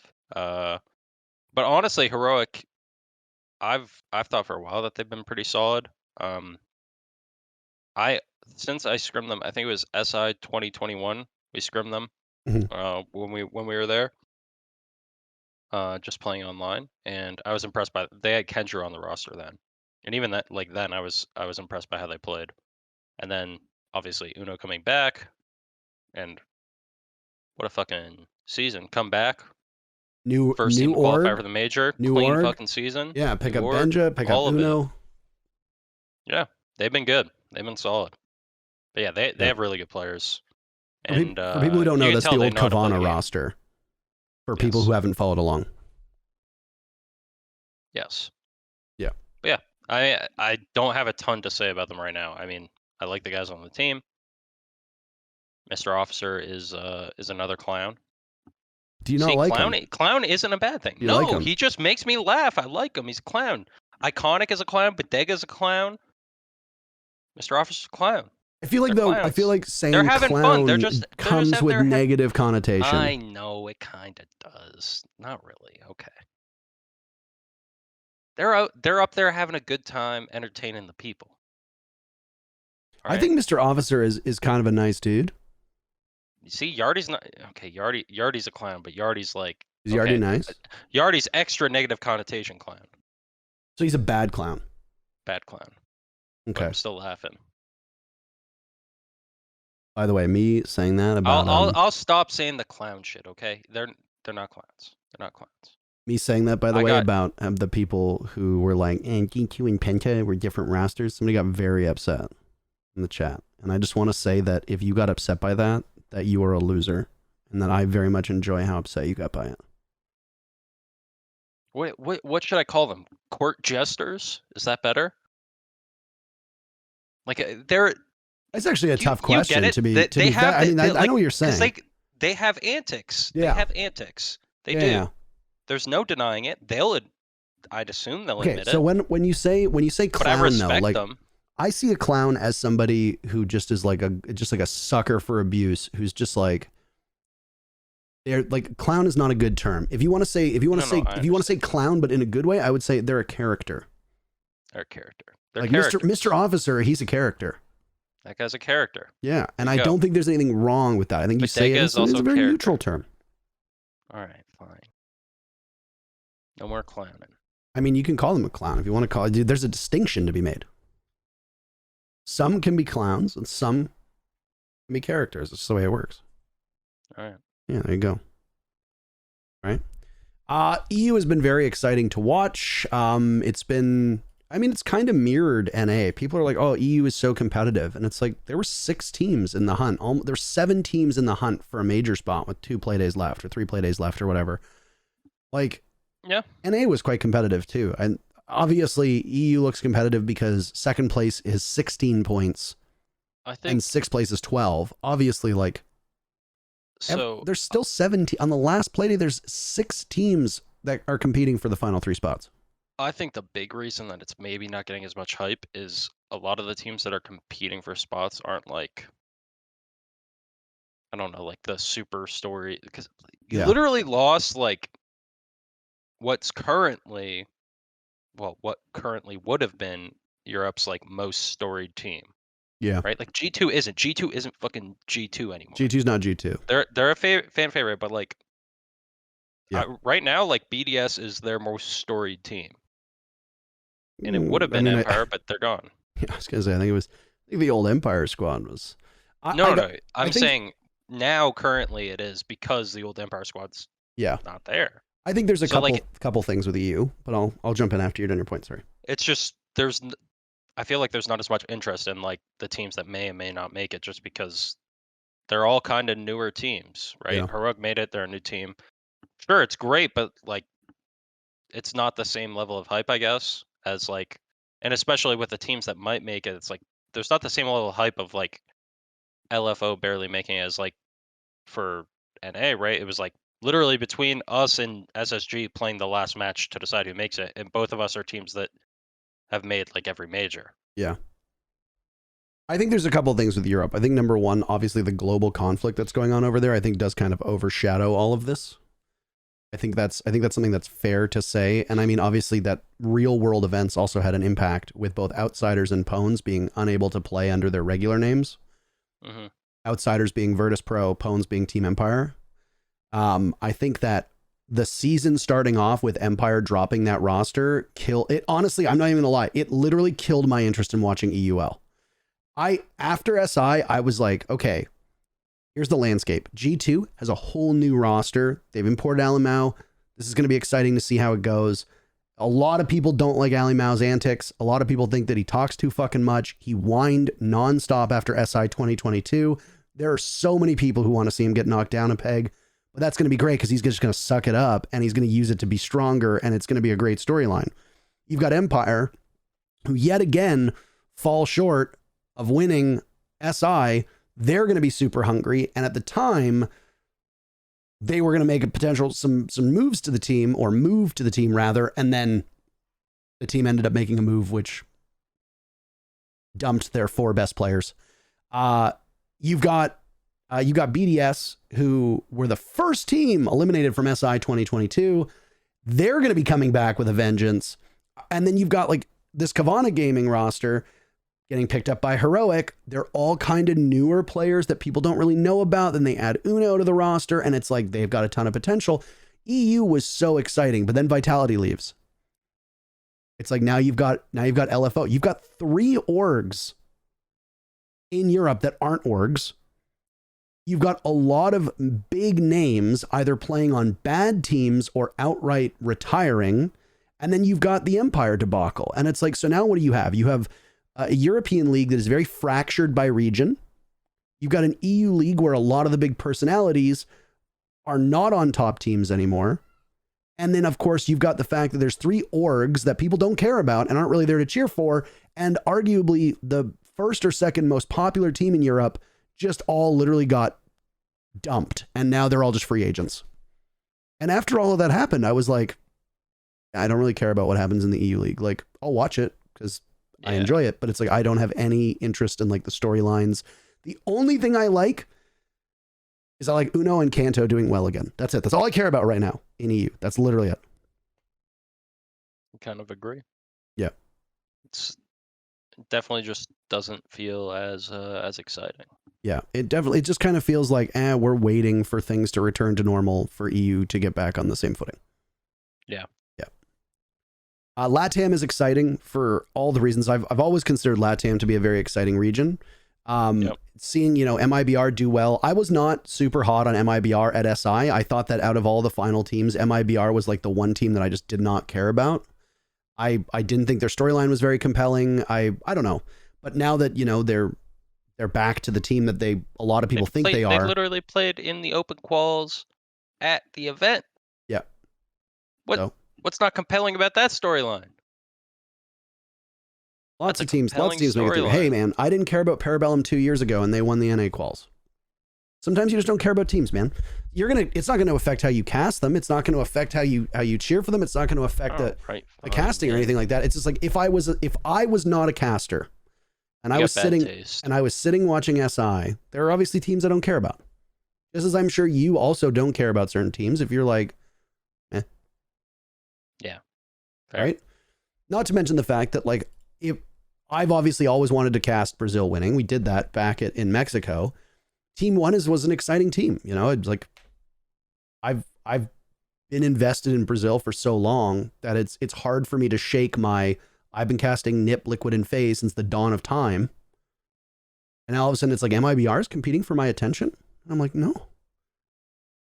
My love for Brazil only goes so far. Like I can't spread around that much. So if people in chat are like, INTERRO hates Brazil. I have cheered for more Brazilian teams than probably any other region. So you're pinheads. Copa Elite's going on. Right now, obviously the 4 Brazilian teams that actually competed made it. Team 1, Furia, W7M, Team Liquid. They're going to Charlotte. APAC. Let's talk about this briefly because it's 3:30 and then we can pivot towards the rumors. And you see the fiasco with APAC and Ping and teams showing up late. And do you read that whole... I mean, not much. I didn't read much. I saw people were outraged. I heard it has to do with online, ping, people late. Like, I don't know any details, really. I just know people weren't happy. Yeah. But I didn't follow enough to actually really know. Well, they had to play on like a VPN or something like that, so they were trying to play on like the same ping. MSI is doing the same thing right now in League, by the way. They're all going to be playing on 35 millisecond ping because the LPL teams can't come because of COVID. So it's just like, look, you want to have an APAC playoffs with teams that are competing from Malaysia and from Japan and Korea and Singapore and Australia. You're like, have an in-person event. And if you can't have an in-person event, find a way to do it that doesn't involve playing online. I'm sorry. Like, watching teams try to equally play against each other at 100+ ping is not a proper competition in my eyes. It just is not. Like, there are so many handicaps present that none of these teams had to compete with under normal circumstances. There isn't a single team at that event that is playing at 100%. So people would argue, oh, okay, well, you want to do points to determine which 4 teams from APAC go. Well, how do you determine that? Shouldn't there be an APAC playoffs?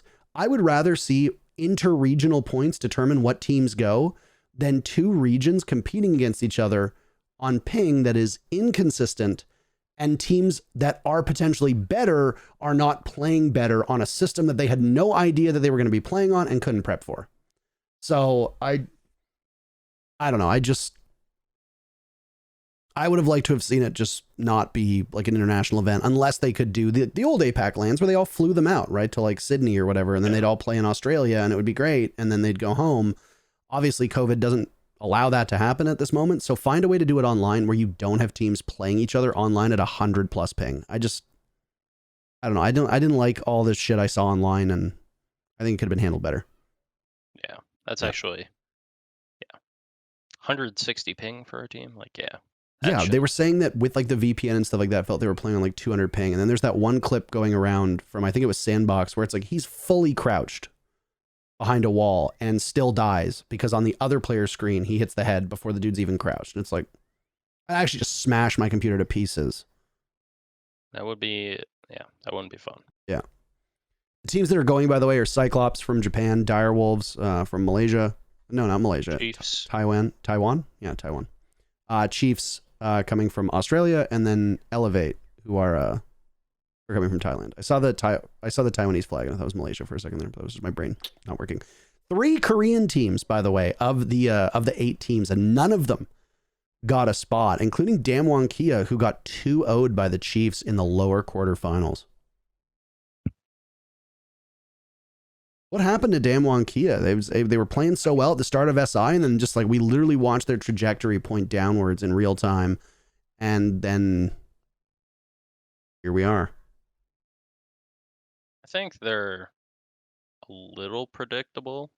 Yeah. As a team, and I think that's naturally gonna kind of stale out and whatnot.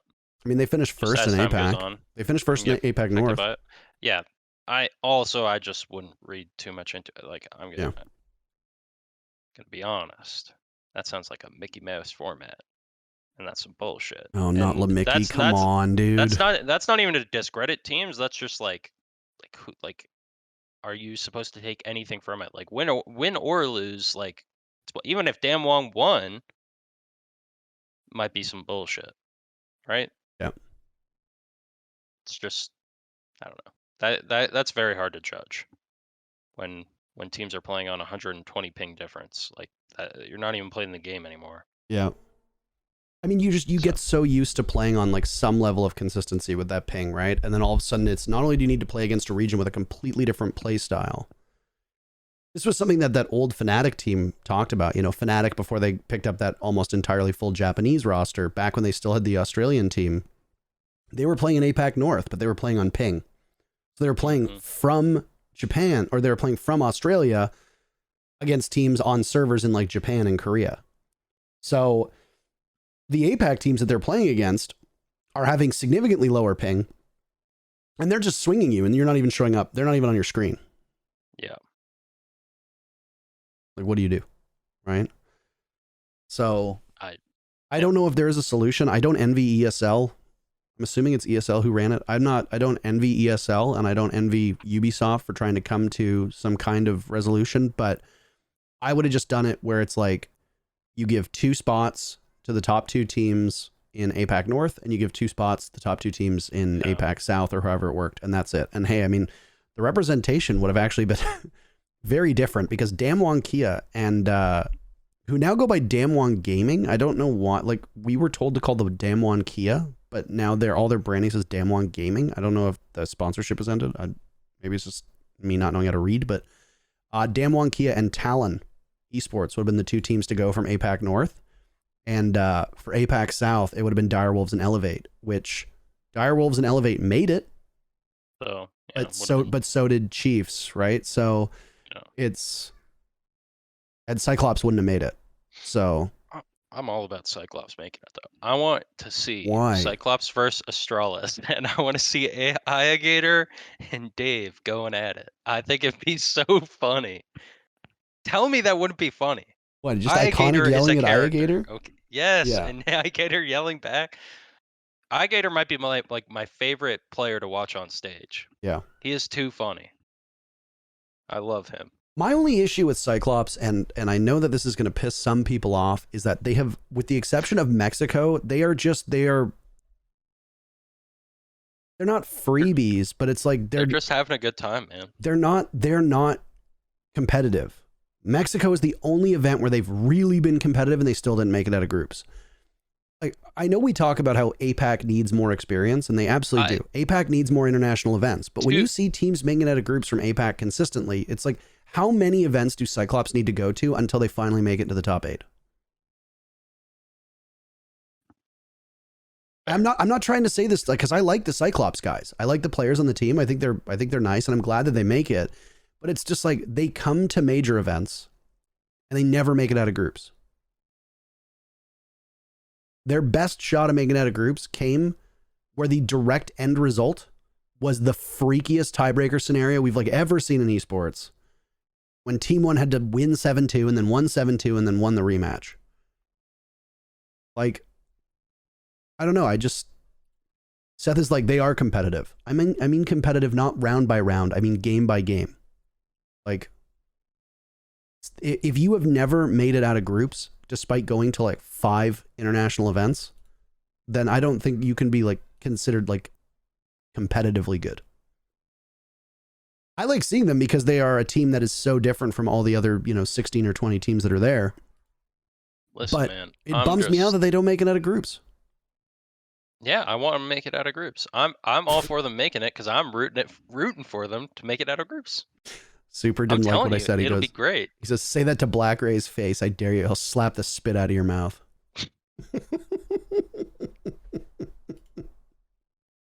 Black Ray is honestly still to this day probably one of the most impressive mechanical players I've ever seen. What do you think of That guy Ramu? can fucking shoot. Ramu was impressive mechanically. Ramu made me scared of peeking a Mira. So, dude, Ramu and or no, was it Ramu or Mary? It was Mary and Awaka when they were on Norarengo together. It was just like, you die. They had the brief stint with the 3 of them. Yeah. And Ramu is the one that smoked us. Yeah. But God, I like that Norarengo team, man. I like them so much. The rest of them smoking everyone else. Dude, I love that Norarengo team. I really wish they had won something. Like, really wish they'd won something, man. I want an APAC team to win. Like, I'm very firmly in the root for Cyclops, man. Imagine Gator up there. Why would I root for the teams that are going right now? Like, Elevate has the most success of the 4 teams that are going from APAC. Elevate is a very compelling team, but they also make roster changes. Like, I changed my socks. So it was very upsetting that they made roster changes after the 6 Invitational. I was pretty surprised by that. But I was very surprised by that. Like, I don't know. Yeah, I don't.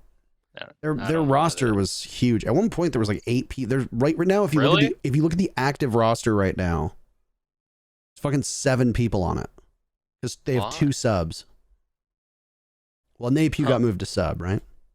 Oh, okay. And they dropped Nerix. Nerix went to school. Well, yeah. To be fair, Nerix retired. So I mean, that's a bit different. But okay, if you go back and you look at like the core of the team and you look at like the roster moves of last year, you're like, why is so many of you have just like been dropped? I don't know. We're gonna just do how it goes sometimes. You will probably not be here for it, but next week we're doing a full Charlotte Major recap, or not recap, I guess like pre-show. Yeah, talking about all the teams. If you want to give any quick predictions now before we move on to like the NIP rumors, you're welcome to. I mean, I got nothing, man. 13 teams. I'm rooting for Dark Zero and Cyclops. That's it. I'm telling you, man. I need Cyclops versus Astralis, and I need the cams on Gator and Dave. I just need them to go at it. Okay. It'd be so funny. You need to slip whoever's running it. I don't know if it's Face. I don't know if it's ESL. Whoever's running. I don't know if it's another company, for crying out loud.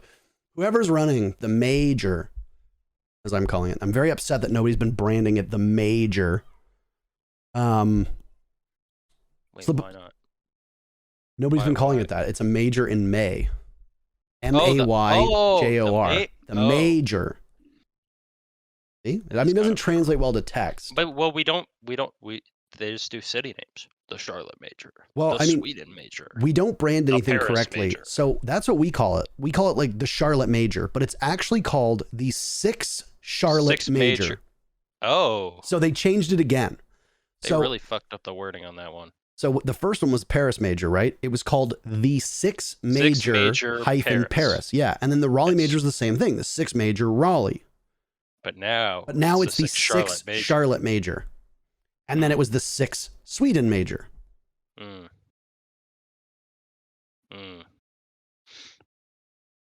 But why?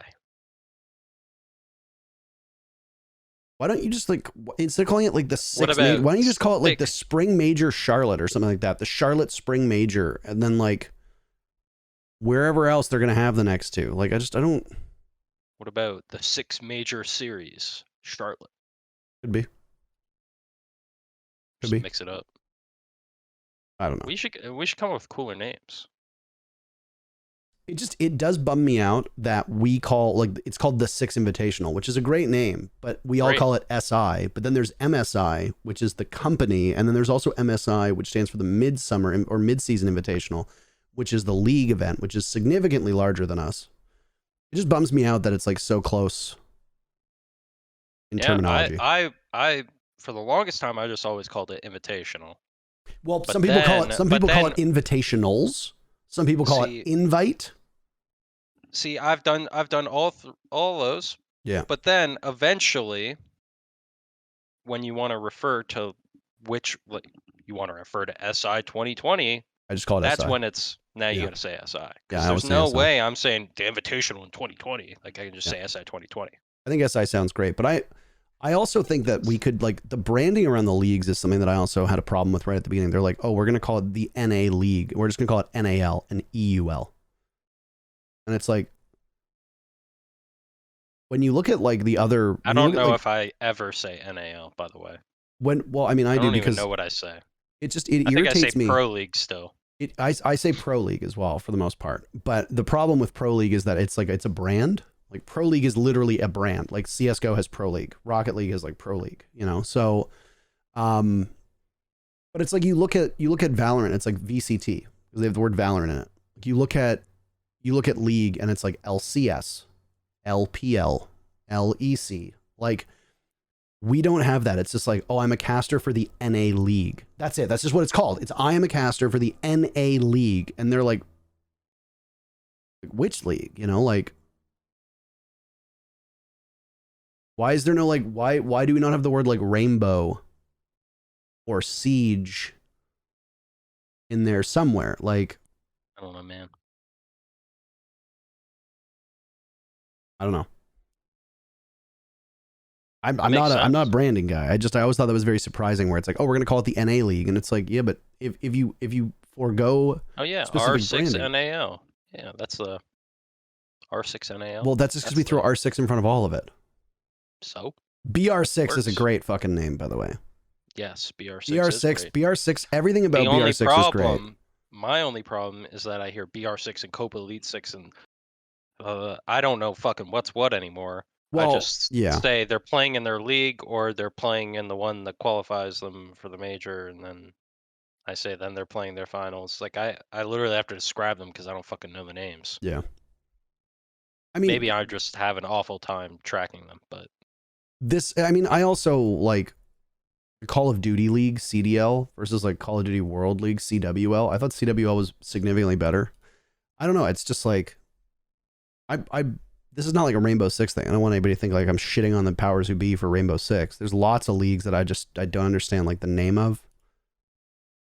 Not to mention the fact that like North American sports loves to call their leagues national, which is fine. And then they talk about like world championships or something like that. And it's like, it's a national league with like doesn't make any sense. And you're like, nope. branding's kind of inconsistent. And you're like, okay. It's the, then you have Major League Baseball, which like makes sense because there's no like national name in it, but then they have the World Series and you're like, and people are like, well, it's because it's the American League versus the National League. And it's like, oh, shut up. Anyway. Sorry. Let's talk a little bit about NIP because we got like 13 minutes to go and then we're donezo. Unless there was anything else with the Charlotte Major that you wanted to say.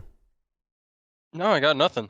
I think the Charlotte Major is a great name, but I don't know about the No, 6 Charlotte Not Major. about the name, about the event. Oh on. my God. No, I got nothing else. So here's the crazy thing, by the way, about this upcoming major. So if LFO qualify, they as like a proper org have not competed at a LAN in ages, right? Like it's been a long time. Hmm? Heroic, Wait, what? Sloth, LFO. Gorgana, Grizzly, Benjamin Master, Uno. I thought sorry. LFO though. Yeah, LFO is LFO. it's Rise. Yeah, they were at the Sweden Major. Yeah, that was it. They've been at 1. Yeah, It was, that's it not was, that long ago. It's 2 events ago. oh my God. What I'm trying to set us up for is that LFO is probably a bad first example to lead with. The amount of teams that are going are not staples and have either only been at 1 or 2 events over the last like 4 years or have not at all. So yeah, that was my point with like losing empires. Yes. Like, and so I was going to say LFO would be one of EU's representatives. They've been to 1 event, right? Heroic? No. G2 is this current roster. I mean, you could make an argument as to whether or not they've been present because they made a bunch of roster changes, but sure, let's go with G2 being a standard force. BDS as well, super consistent. Everybody knows them. If Rogue make it over LFO, I would argue that a lot of this Rogue core has been there. But then you look at NA, Astralis, never been to a major. OXG, 2 players, never competed in a major. DZ, standard bearers for NA. Xset, 3 players have been to a major, but still, again, not a ton of experience. Already, we have a lot of players and a lot of teams who just have not competed at international events. W7M, nothing. Team Liquid, they've been there. Team 1, most of that roster has never competed at a major event.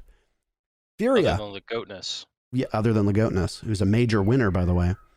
Furia have competed at a couple majors. They've got 2 brand new players. Cyclops, they've been there before. Direwolves, never been there. Elevate, only 1 major. Chiefs is 1 major, right? They went to Sweden and that was it.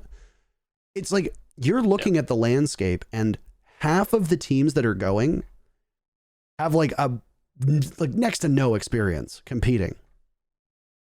It's actually wild if you think about it. Like, Which only suggests that now is the time for Cyclops' experience to pay off.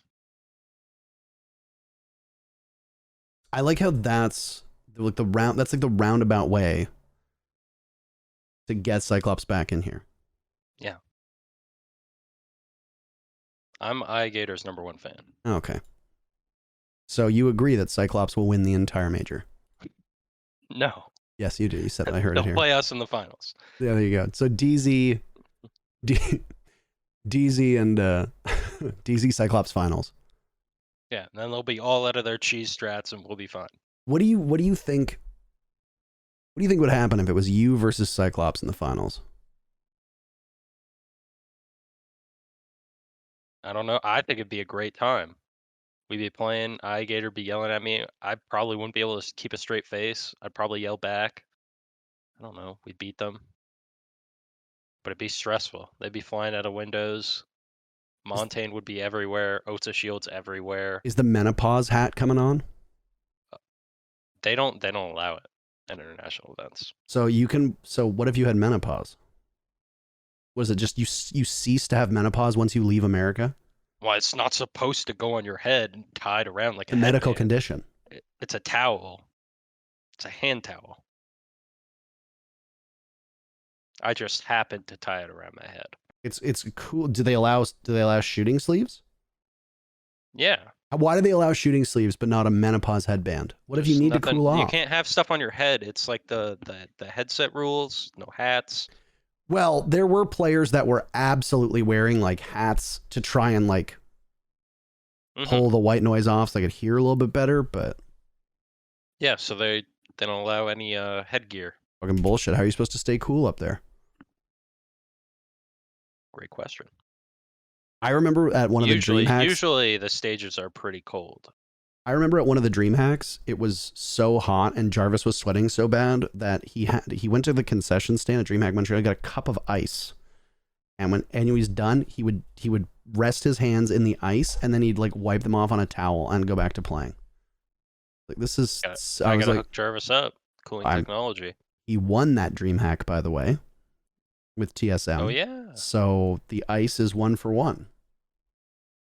There you go. And Jarvis is 0 for 1 because he's not in pro play anymore. Anyway, damn. Let's talk about briefly the NIP rumors, because obviously there's former world champions have had a pretty poor 5, 6, 7 months. Rumor popped the other day that they were benching Julio, which I can't say it's a huge surprise. I would say that if there was a first cut on the team just based on in-server performance, it would probably be him. But I mean, you know Julio super well, and so do I, that guy's like He brings so much more to a team than just what you see in the server. I agree. Soon to be a father. Yep. Now, I don't know if that's like part of the decision. Like, obviously, you know, He wants to spend time with the take kids. time away. They said Yeah. they would bench him. But They weren't going to let him go. I will say, apparently, having a kid, there might be a child buff. Because Ness all got I'm the child saying- buff, dude. Ness got the Cyber too. Yeah, Cyber got the fucking Right child before buff. the majors, Yeah. all of a sudden, I mean, I thought Cyber was nasty for a very long time, but all Yeah. I'm saying is that motherfucker took over. Yep. When he had his kid. Yep. Yeah. I've been saying it's either that or you got to start smoking cigarettes. There is a smoking Empire. cigarette buff. There is. There's a smoking cigarette buff as well. Not that we are 100%. encouraging anybody here to smoke cigarettes, but No, but you raise the stakes. yeah. Absolutely. Play better. So the rumor was that they were going to replace him with Keys from W7M, which is a shocker given that there's literally nothing that is stopping W7M at the moment. They look literally unbeatable, and Keys is by far and away their best player. In the 13 matches that W7M have competed in, he is a plus 62, 163 kills, and a 101 deaths with a KPR of 0.99.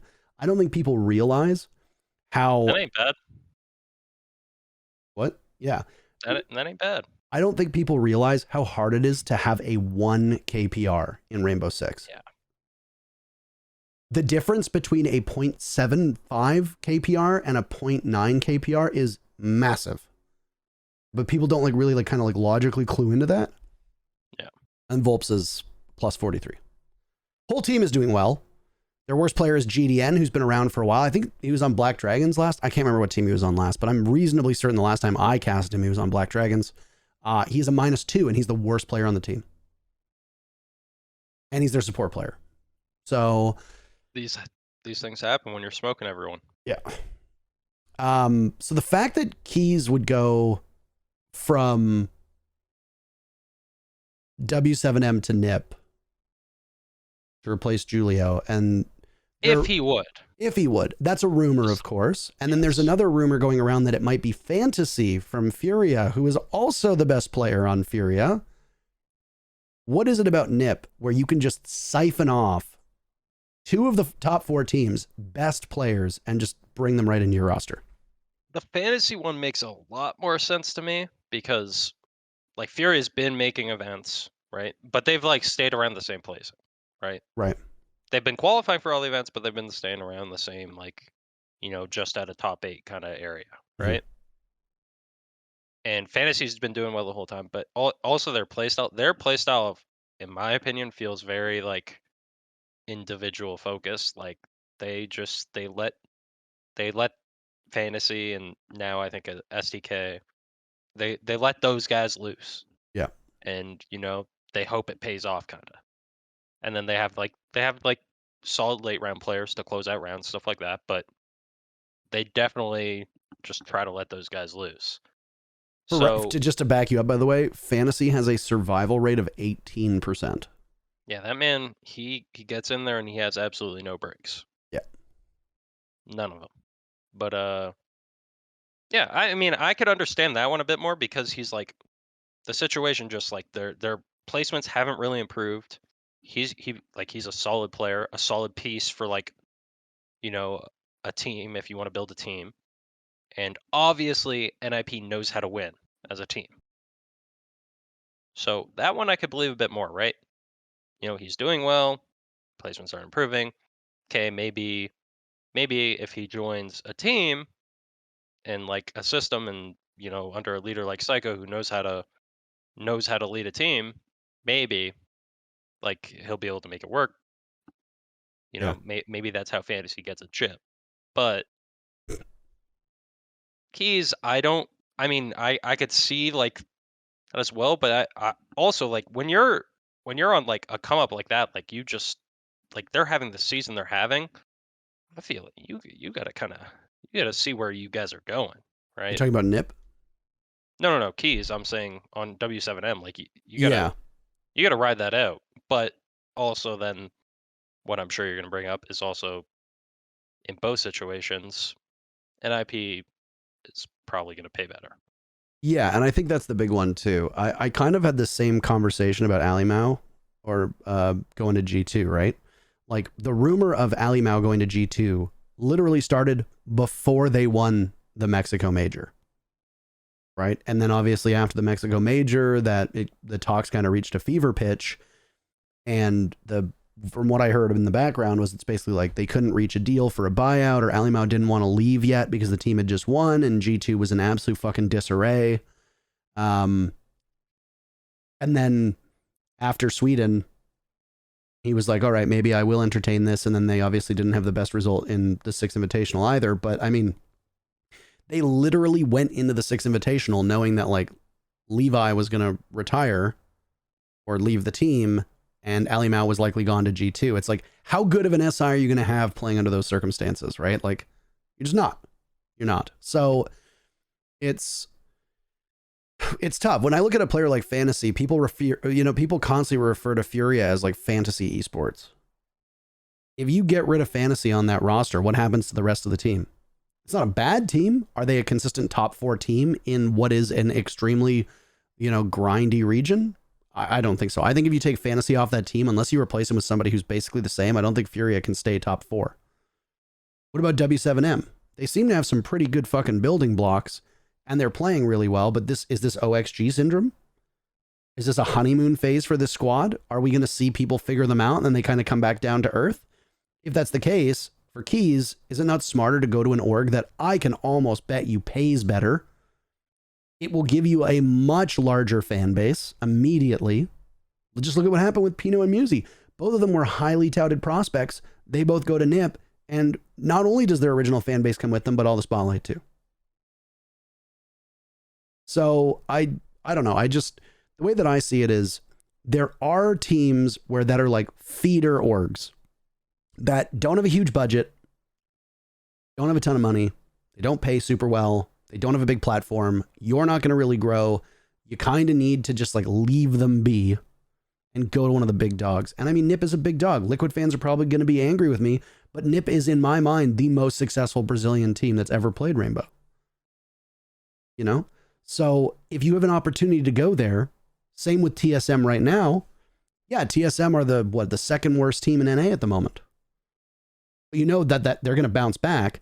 NIP were almost relegated a year and a half before they won, or before they almost won a world championship, and then 2 years later they actually win the fucking world championship.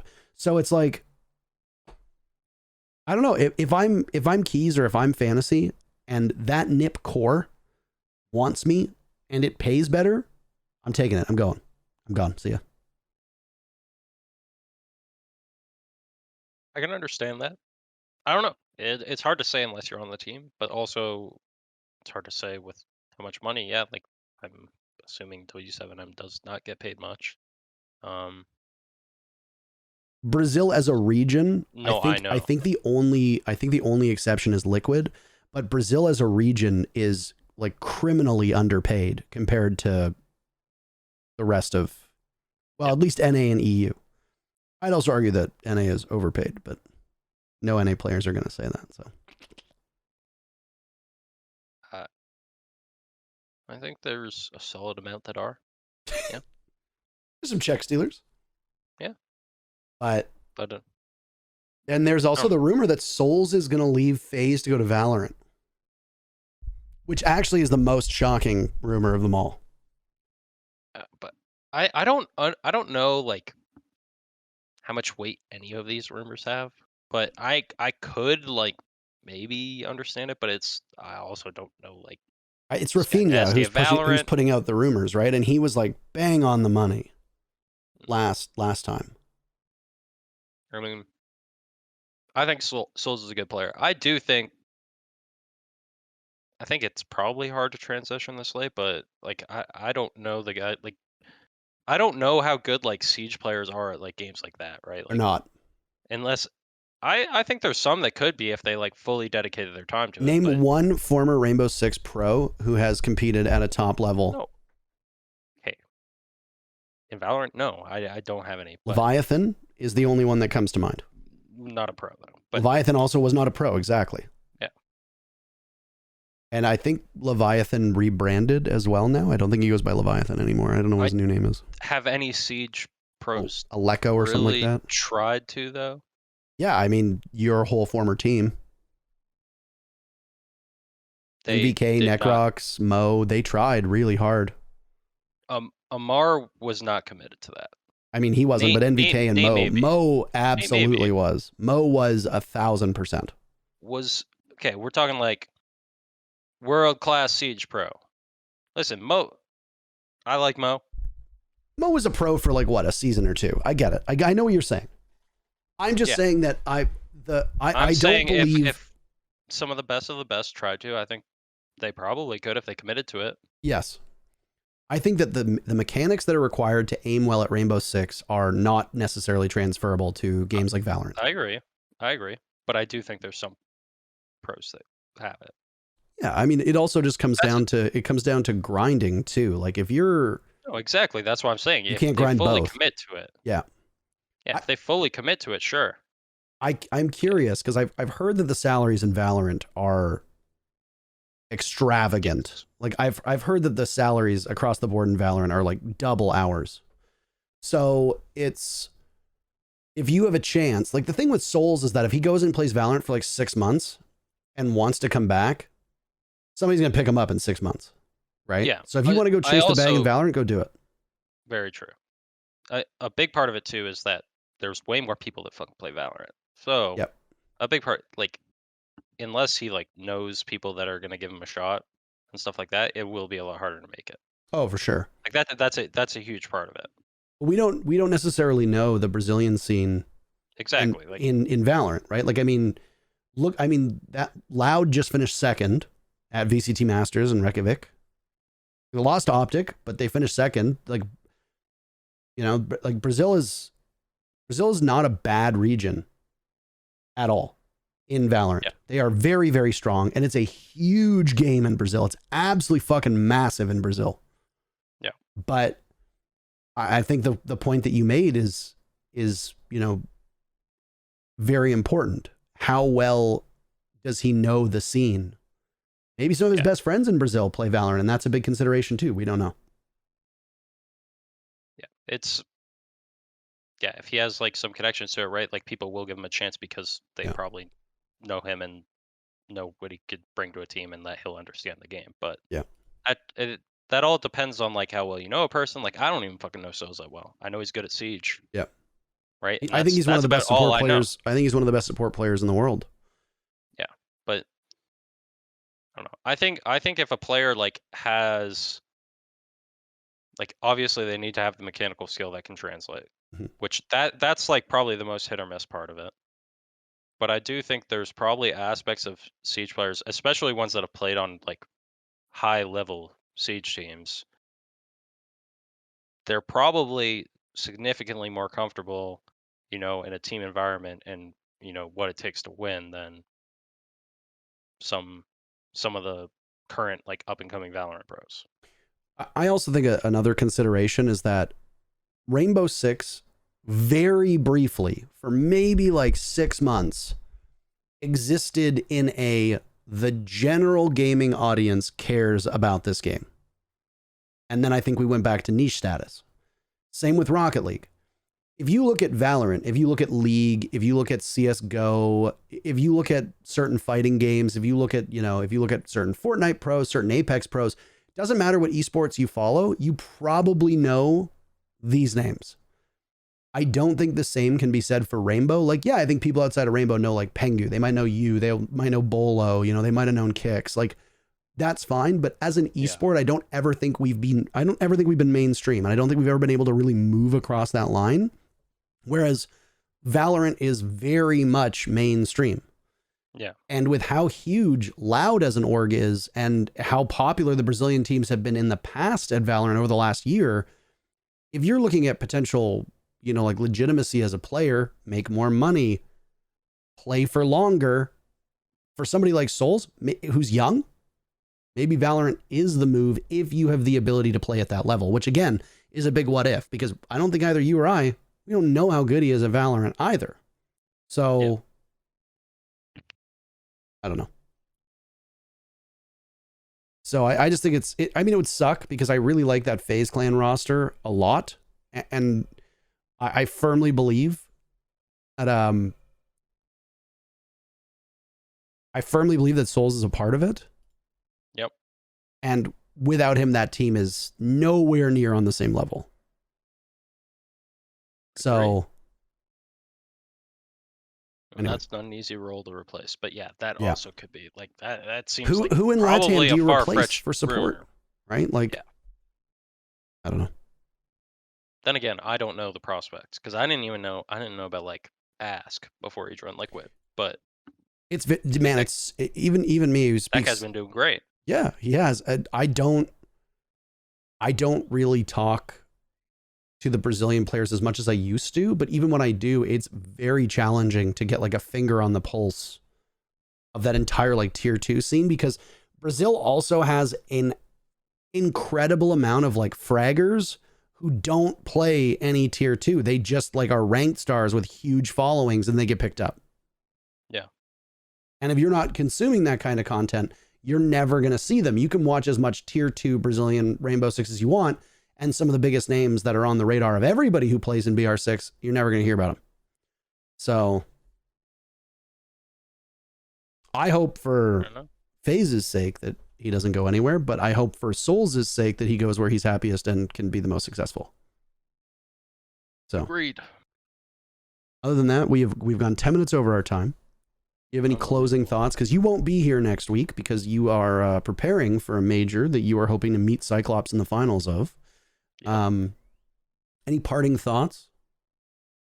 Not really.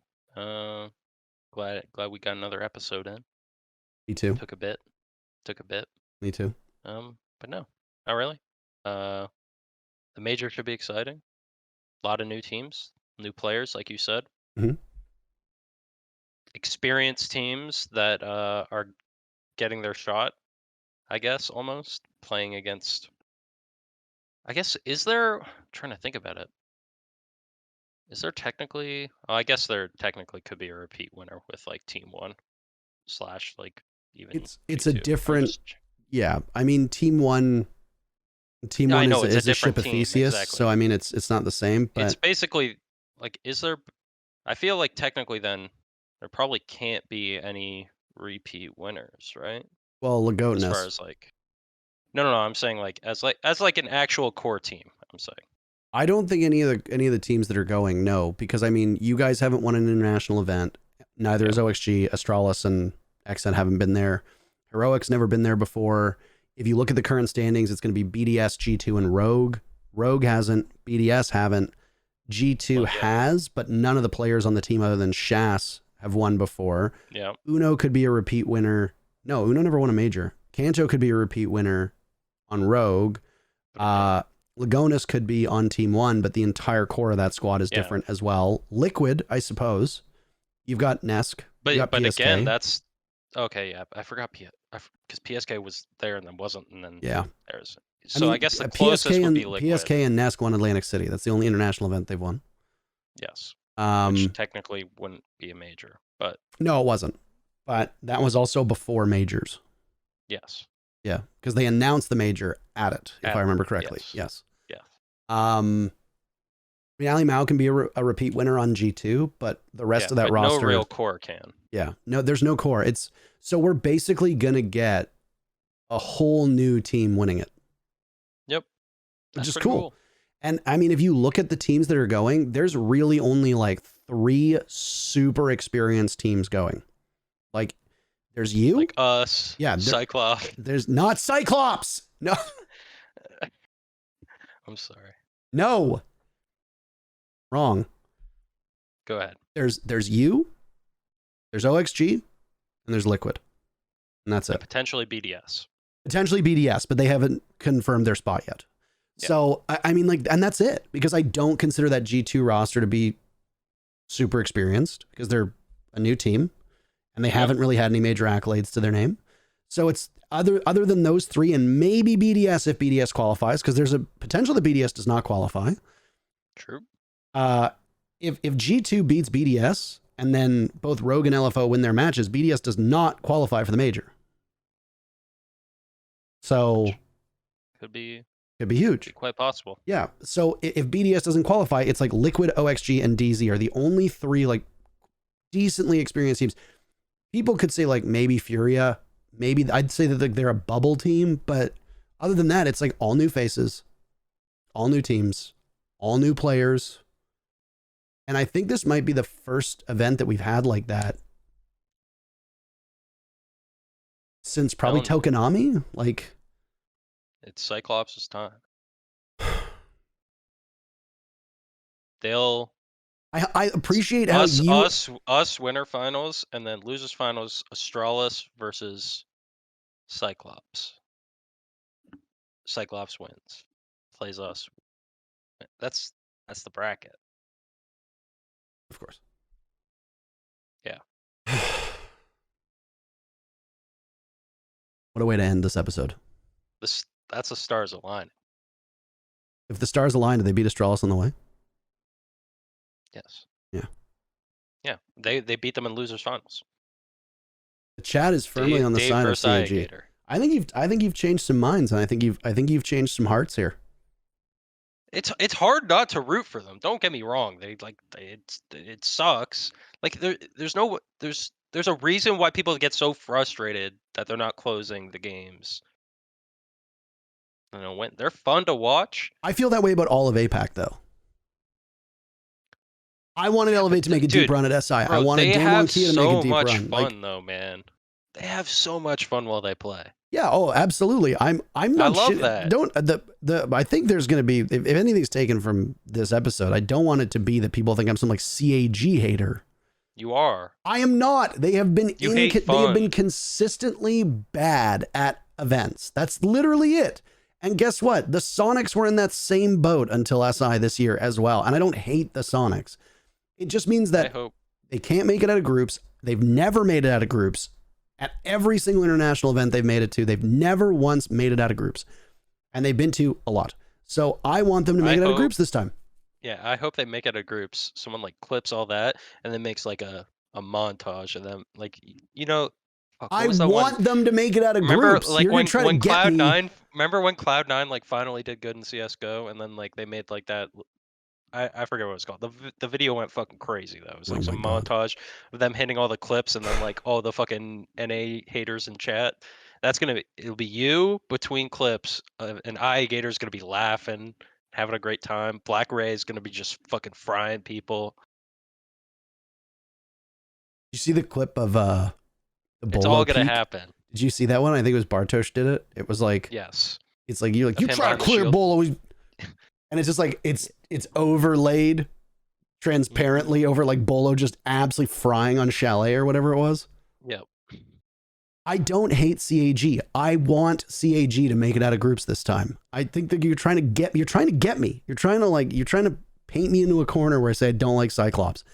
I like Cyclops. I'm just trying to build up the potential hype for Cyclops versus Astralis because I've had this just in my mind like. There's no way that's not going to be a fun match to watch. What happens if Cyclops it has to happen. I need that match. I don't want to call this a weak major.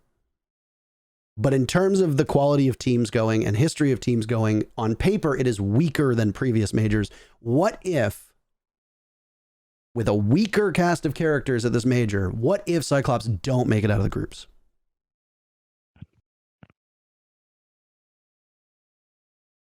I don't know. What? No, that's what I'm asking you. You saying like you want me to say that they need to make a roster change or something? I don't know. I don't know enough. I'm asking an honest question because I like Cyclops too. They make it to the majors. That'd be a fucking bummer. Do you like what do you do to the team? I don't know. Clearly, as some of the individual players in the team, they have a much higher skill ceiling. Though they don't make changes. They've been the same roster for a very long time. Somebody in chat says you can't classify these teams as weak because technically they beat the other teams. No, yes, you can. If there have been times absolutely where a team that doesn't have a ton of experience and isn't good in best of threes and has a smaller map pool will win like a qualifier and make it in and then just not be good at a better event. Sometimes the best teams don't make it to events. And sometimes, like TSM, who were not good enough to be a top 4 team in NA, are clearly a good enough team to win all of SI. Sometimes you get things backwards. If a team that's really good in best of ones, that's in a honeymoon phase, gets a couple, maybe even a lucky death or two, and that's enough, or a lucky kill or two, and that's enough to win a single round over a team that absolutely needed the win, and you deny them that, and you go to the major because of that, that doesn't necessarily mean you've earned that spot, and it doesn't necessarily mean that you're going to be the better team there. It just means that in that particular moment, you were a better team. Maybe not consistently, maybe not historically. Do I think that W7M are a worse team than FaZe and NiP and all them who didn't make it? No, I'm not saying that. But do I think that W7M have as... If you take FaZe and NiP as they are right now and you put them in the major and you put W7M in the major, I'm still putting my money on FaZe and maybe even NiP to make a deeper run because of how they've been historically and how they compete at international events based on past results. That's the point I'm trying to make. If that makes sense to you. That's a fair point. And then people are like, well, they're weak teams. And it's like, if that's what you're taking from what I'm saying, then I can't help you. I can't help you at all. I also want Cyclops to do well. Yeah. I feel like I now need to like overstate it because you've now convinced the people that I I'm hate just saying Cyclops. they're an easy team to root for, man. I don't root for teams, obviously, because I'm usually playing. But I know when I interviewed at SI and I'm like, if you don't win, who do you want to win? And you're like, I don't care. And I was like, great. Thanks for making my job as an interviewer easier. And after watching SI and having a great time watching Cyclops play, I have decided if we don't win, Cyclops wins. So if I interview you in Charlotte, what I want. So if I interview you in Charlotte and I ask the same question, I said, if your team doesn't win, who do you want to win the major? You're just going to say it. Cyclops. Perfect. That's all we could ask That's for. That's not to say I think they will, but I think it'd be great. Oh, APAC winning, doesn't matter who it is. APAC winning would be spectacular. Yeah. I want APAC to win. Selfishly, I want to cast it. I don't know who's going to be cast in the Charlotte Major Finals. I don't care. But I want APAC to win either as a caster or a spectator because it'd be hype. Parity across our regions is good. And that's why I'm so glad that LATAM is now as good, if not better, than every other region. Remains to be seen what happens at this major. I still think in terms of actual regional prowess, LATAM were just as good as NA at SI, and those were the two best regions. So, but anyway, we've hit our time. It's 4:20. Oh, it just turned 4:21. Damn it. Lucky. Unlucky. This was our. I really gotta use the bathroom. Okay, there you go. Well, we're ending now anyway. This is the 27th episode called New Era. Thank you so much for tuning in. If you're watching on YouTube and you made it all this way and you have not subscribed, please do so. If you are listening to us on Spotify or Apple Podcasts or iTunes Podcasts or whatever it's officially called, thanks for listening. There will be another episode next week. Same time. That's 11 a.m. if you're on the West Coast. It's 2 p.m. if you're on the East Coast. And that is 8 p.m. if you are in Central Europe. It's going to be a Charlotte Major pre-show. We're going to try to get at least one representative on from every single region. Troy will not be here. If you are tuning in just for Troy, I'm just going to break your heart right away. As for those of you that are watching this live, the VOD should be up by tomorrow evening on YouTube or by Monday morning at the latest. Take care of yourselves. Thanks, as always, for watching. We appreciate it. We'll see you next week. Adios.